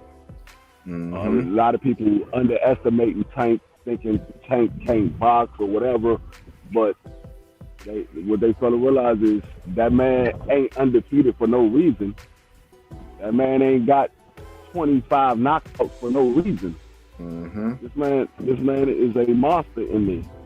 I think that I was saying earlier, I think that Isak Cruz fight got people brave or something, man. Prisoners of the moment. Now everybody feeling like they could get in there with Tank. They fucking with the wrong person, man. I don't give a fuck for money or name. They better leave that man alone. No, go ahead, get your shit broke. Mm-hmm. The thing that I have with these people, they see somebody have a good fight or have a decent fight, and they already want to jump them in there with the big leagues. It's levels to this, and we keep saying that, but a lot of these people don't realize this. It's levels to this. You can't just get in there with anybody. Just because a person got some skills that you see, okay, that person got skills or whatever, you can't put that person in there with the top of the division. They're not ready for that yet. It's a difference fighting 4 rounds, 6 rounds, and stuff like that. What you gonna do when you gotta go 12 rounds and you gotta fight all 12 rounds? It's a big difference. And you in there with somebody that's gonna be hitting you just as hard as you hitting them. You're not in there with a random person that's not on your level. You in there with somebody that's above your level. You can't. That's the same thing I was saying about Boots. A lot of people say, "Oh, Boots is ready for Bud and Earl." I mean, he might be ready for Bud. Not to say nothing bad about Bud, but Earl Spence put a different type of pressure on you, and he's not. Me personally, I don't think he's ready for Earl. I mean, he can get in there if he want to get in there with him. By all means, go ahead and do it. But me personally, if I was his manager and I was his trainer, I'm like, look, Earl is not where you want to go right now. You're not ready for that type of pressure. And he's not.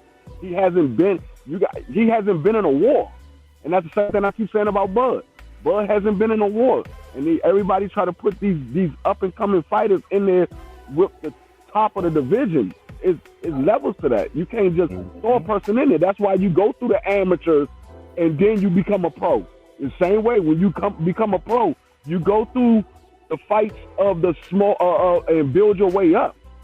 You don't just fight 4 fights or 5 fights and then all of a sudden you jump right in there for a division. I mean, for a title shot. It don't happen like that because you're gonna get your fighter beat. Trying to put him in there with a person like Tank because he had 5 fights and he knocked 4 to 5 people he fought. You think he's ready for a Tank? Go ahead and put him in there. And if Tank destroyed that fighter, don't say nothing about it. All I'm gonna say is I told you. They're gonna get their fighter beat up. They're gonna get his hype train derailed. I ain't gonna call. He ain't even a hype job to me, but they're gonna derail that man's career. You throw him in there with Tank right now. Yeah. 5 fucking fights, man. That's why I said it's starting to feel like clout chasing. Keep mentioning Tank name, knowing y'all handlers ain't putting y'all in there with that man. Ain't no need to even call him out. I mean, I say that for all fighters, not just Keyshawn Davis. I say that for all fighters. You build your fighter up. I mean, even though we don't like Bob and what he stands for, but he builds his fighter up. He puts them in fights for them to look good and them to get some exposure. But they also getting that learning experience. Even though he doesn't do nothing for their career. Once they make it to that status, he doesn't do nothing for their career. But to the game.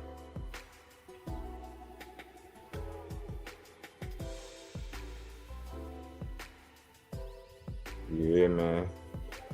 I think these dudes be they be feeling themselves. They get a nice one or a solid win. You can't just put them in there with anybody. You can't.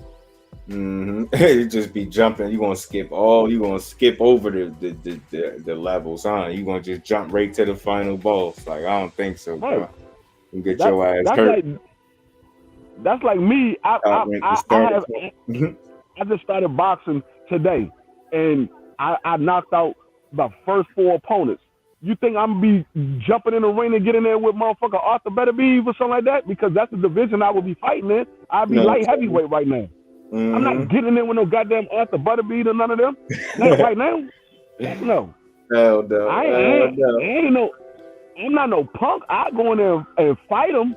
But as far as boxing, it's a whole different story to that shit. Yeah. Boxing and fighting are 2 different things. You can go in the street and fight anybody, and you might come out on top. You might get your ass whooped. I mean, but you have advantages because you could pick something up off the ground and smack a nigga in the head with the motherfucker if he getting the best of you. But when you in that boxing ring, nigga, all you got is 2 gloves. That's it. Ain't no kicking, ain't no throwing the motherfucker down on the ground or none of that shit. No. Y'all stand right there in front of each other and y'all box. I hope these niggas teams be explaining to them the processes and the levels of this shit. You don't just go from subpar competition and just fight the best dude, one of the best dudes in boxing, and think you're gonna win. You're gonna get yourself hurt. Better win some more fights first. You fuck up a nigga career, especially with a person like Tank. And if he get in there with somebody like Tank, and what we saw this past weekend, what he was doing with that fighter and what that fighter was able to do with him, if that was Tank Davis, he would have been knocked out in the 3rd round. Yeah. He'd have been knocked out in the 3rd round. Yeah, I was hearing it like the fight wasn't looking, because I missed that one.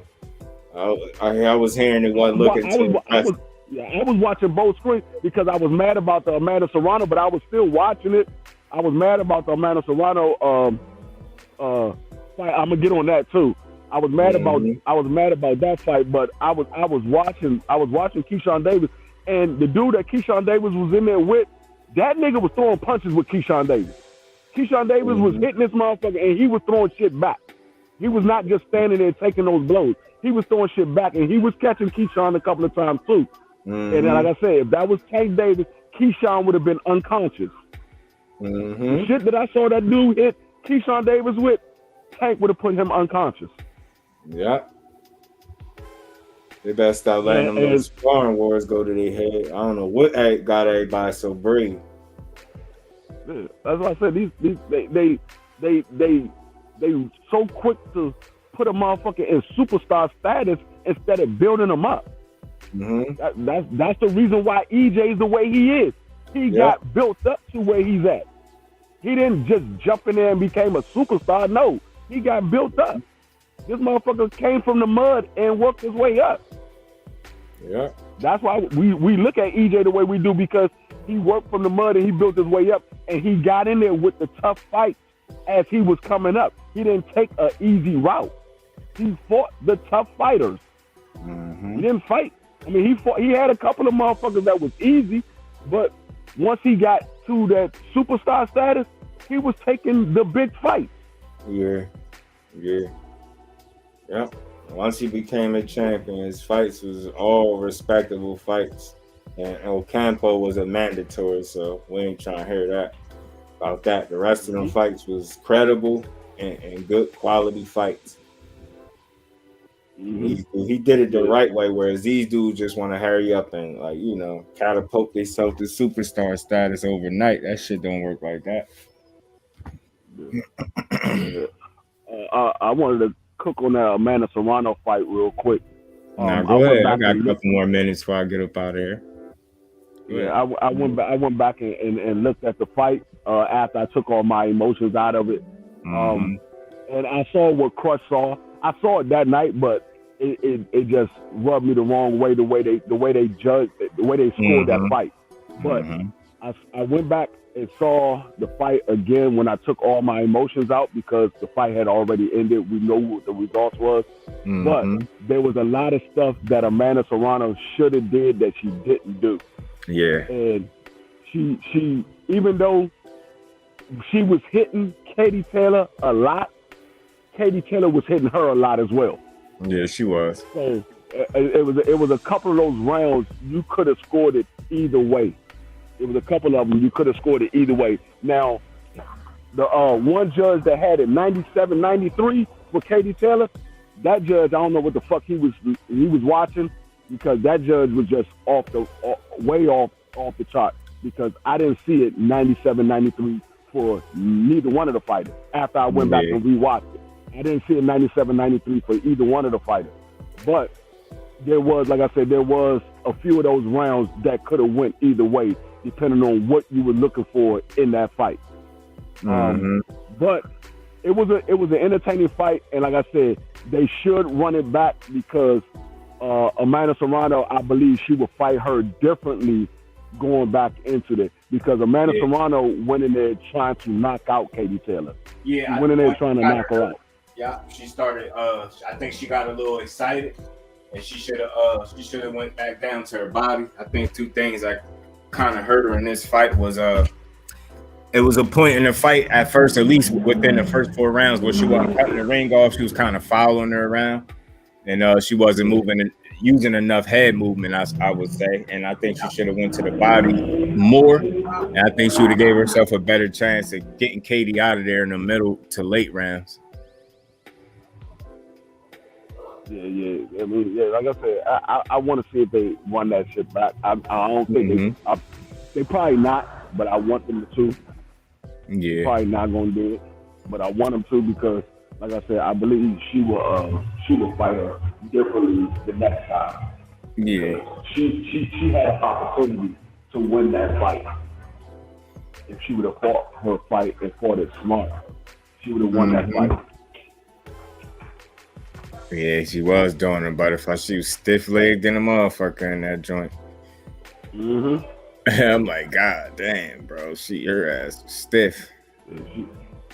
My God damn. Like I said, the especially like the last like 5 or 6 rounds, Katie Taylor started hitting Amanda Serrano kind of easily. Started hitting her kind of easily. And she was hitting her. Said, and if you go back and look at the fight, you could see, okay, the judge could have scored this fight for Katie Taylor. Mm-hmm. I mean, they could have scored this round for Katie Taylor. They could have scored that round for Katie Taylor. There was rounds in there where it could have went either way. And there was rounds where Amanda Serrano clearly won the round. There was rounds where Katie Taylor won the round. But and then they had those rounds where it was a either one. You could score it either way. Yeah. I mean, like I said, it depends on what you're looking at and where the judges are sitting at when the fighters are getting hit. Because y'all got to remember, we looking at it on TV and we see all the different angles because we got multiple camera views to see it. The judges, when they're sitting down, they sitting in one spot, and all they can see is the view that they got in front of them. They might not see the view that we seeing when we looking at it on TV. Because I saw that even when I was at the Errol Spence fight. When I was at the Errol Spence fight, there was views that I couldn't see. I had to look up at the big jumbotron to see different views because when Earl had his back to me, I couldn't see what Ugas was doing to Earl, but I could see what Earl was doing to Ugas. So I had to look at the jumbotron because the jumbotron gives you the same view like you watching at home on TV. Yeah. 12 rounds of 3-minute rounds. Yeah, I'm with that too. I did hear somebody did make that point though. If it would have been 3-minute rounds, it wouldn't have been an undisputed title fight. So that round where Katie Taylor got rocked, if that was a 3-minute round, Katie Taylor would have got dropped. She would have got dropped that round. Not only would she got dropped, she might would have got stopped that round. Yeah, I think in 3-minute rounds she would have been out of there.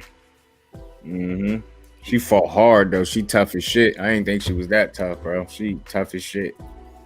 Yeah, she I thought she was gonna go a couple times and she did not fold. Judges should have elevated seat like they do in tennis. She definitely opened my eyes to something that I didn't see from Katie Taylor before because Katie Taylor haven't been in that type of fight before, so I wasn't able to see that from her. But she was in there with Amanda Serrano, and Amanda Serrano was hitting her with bombs, and Katie Taylor wasn't going nowhere. I mean, she was getting hit, and you could see it was taking effect on her, but she was steady throwing punches back. Yeah. It's a good overall good night of boxing, man. Great night, man. There's a lot of good fights, man. But shit, I'm out there. Let y'all go so I could get up out of here so I could go get the little man from school if I forget. Because I know I'll be up here another hour or two easy. I already know. Shit, man. I might come back on later for the hell of it, man.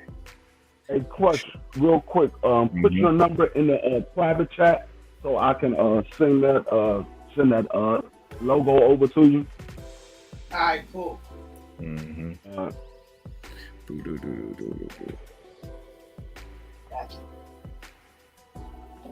Gotcha. Or shit, I gotta make sure I save it too. I'll put my joint in here for you too.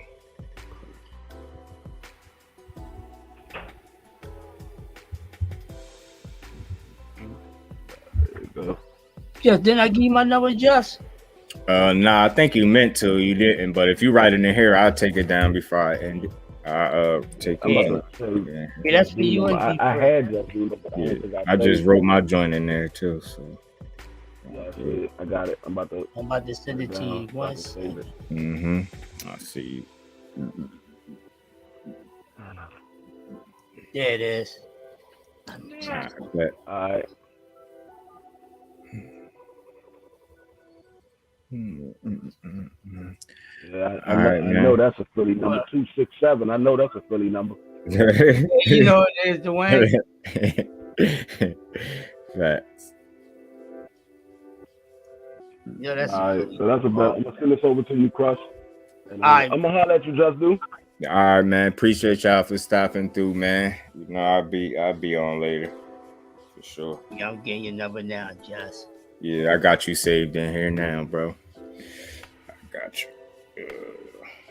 Hey, everybody, thanks for checking out my man Just Do, man. Yeah, appreciate y'all, everybody that stopped through, man. Appreciate y'all.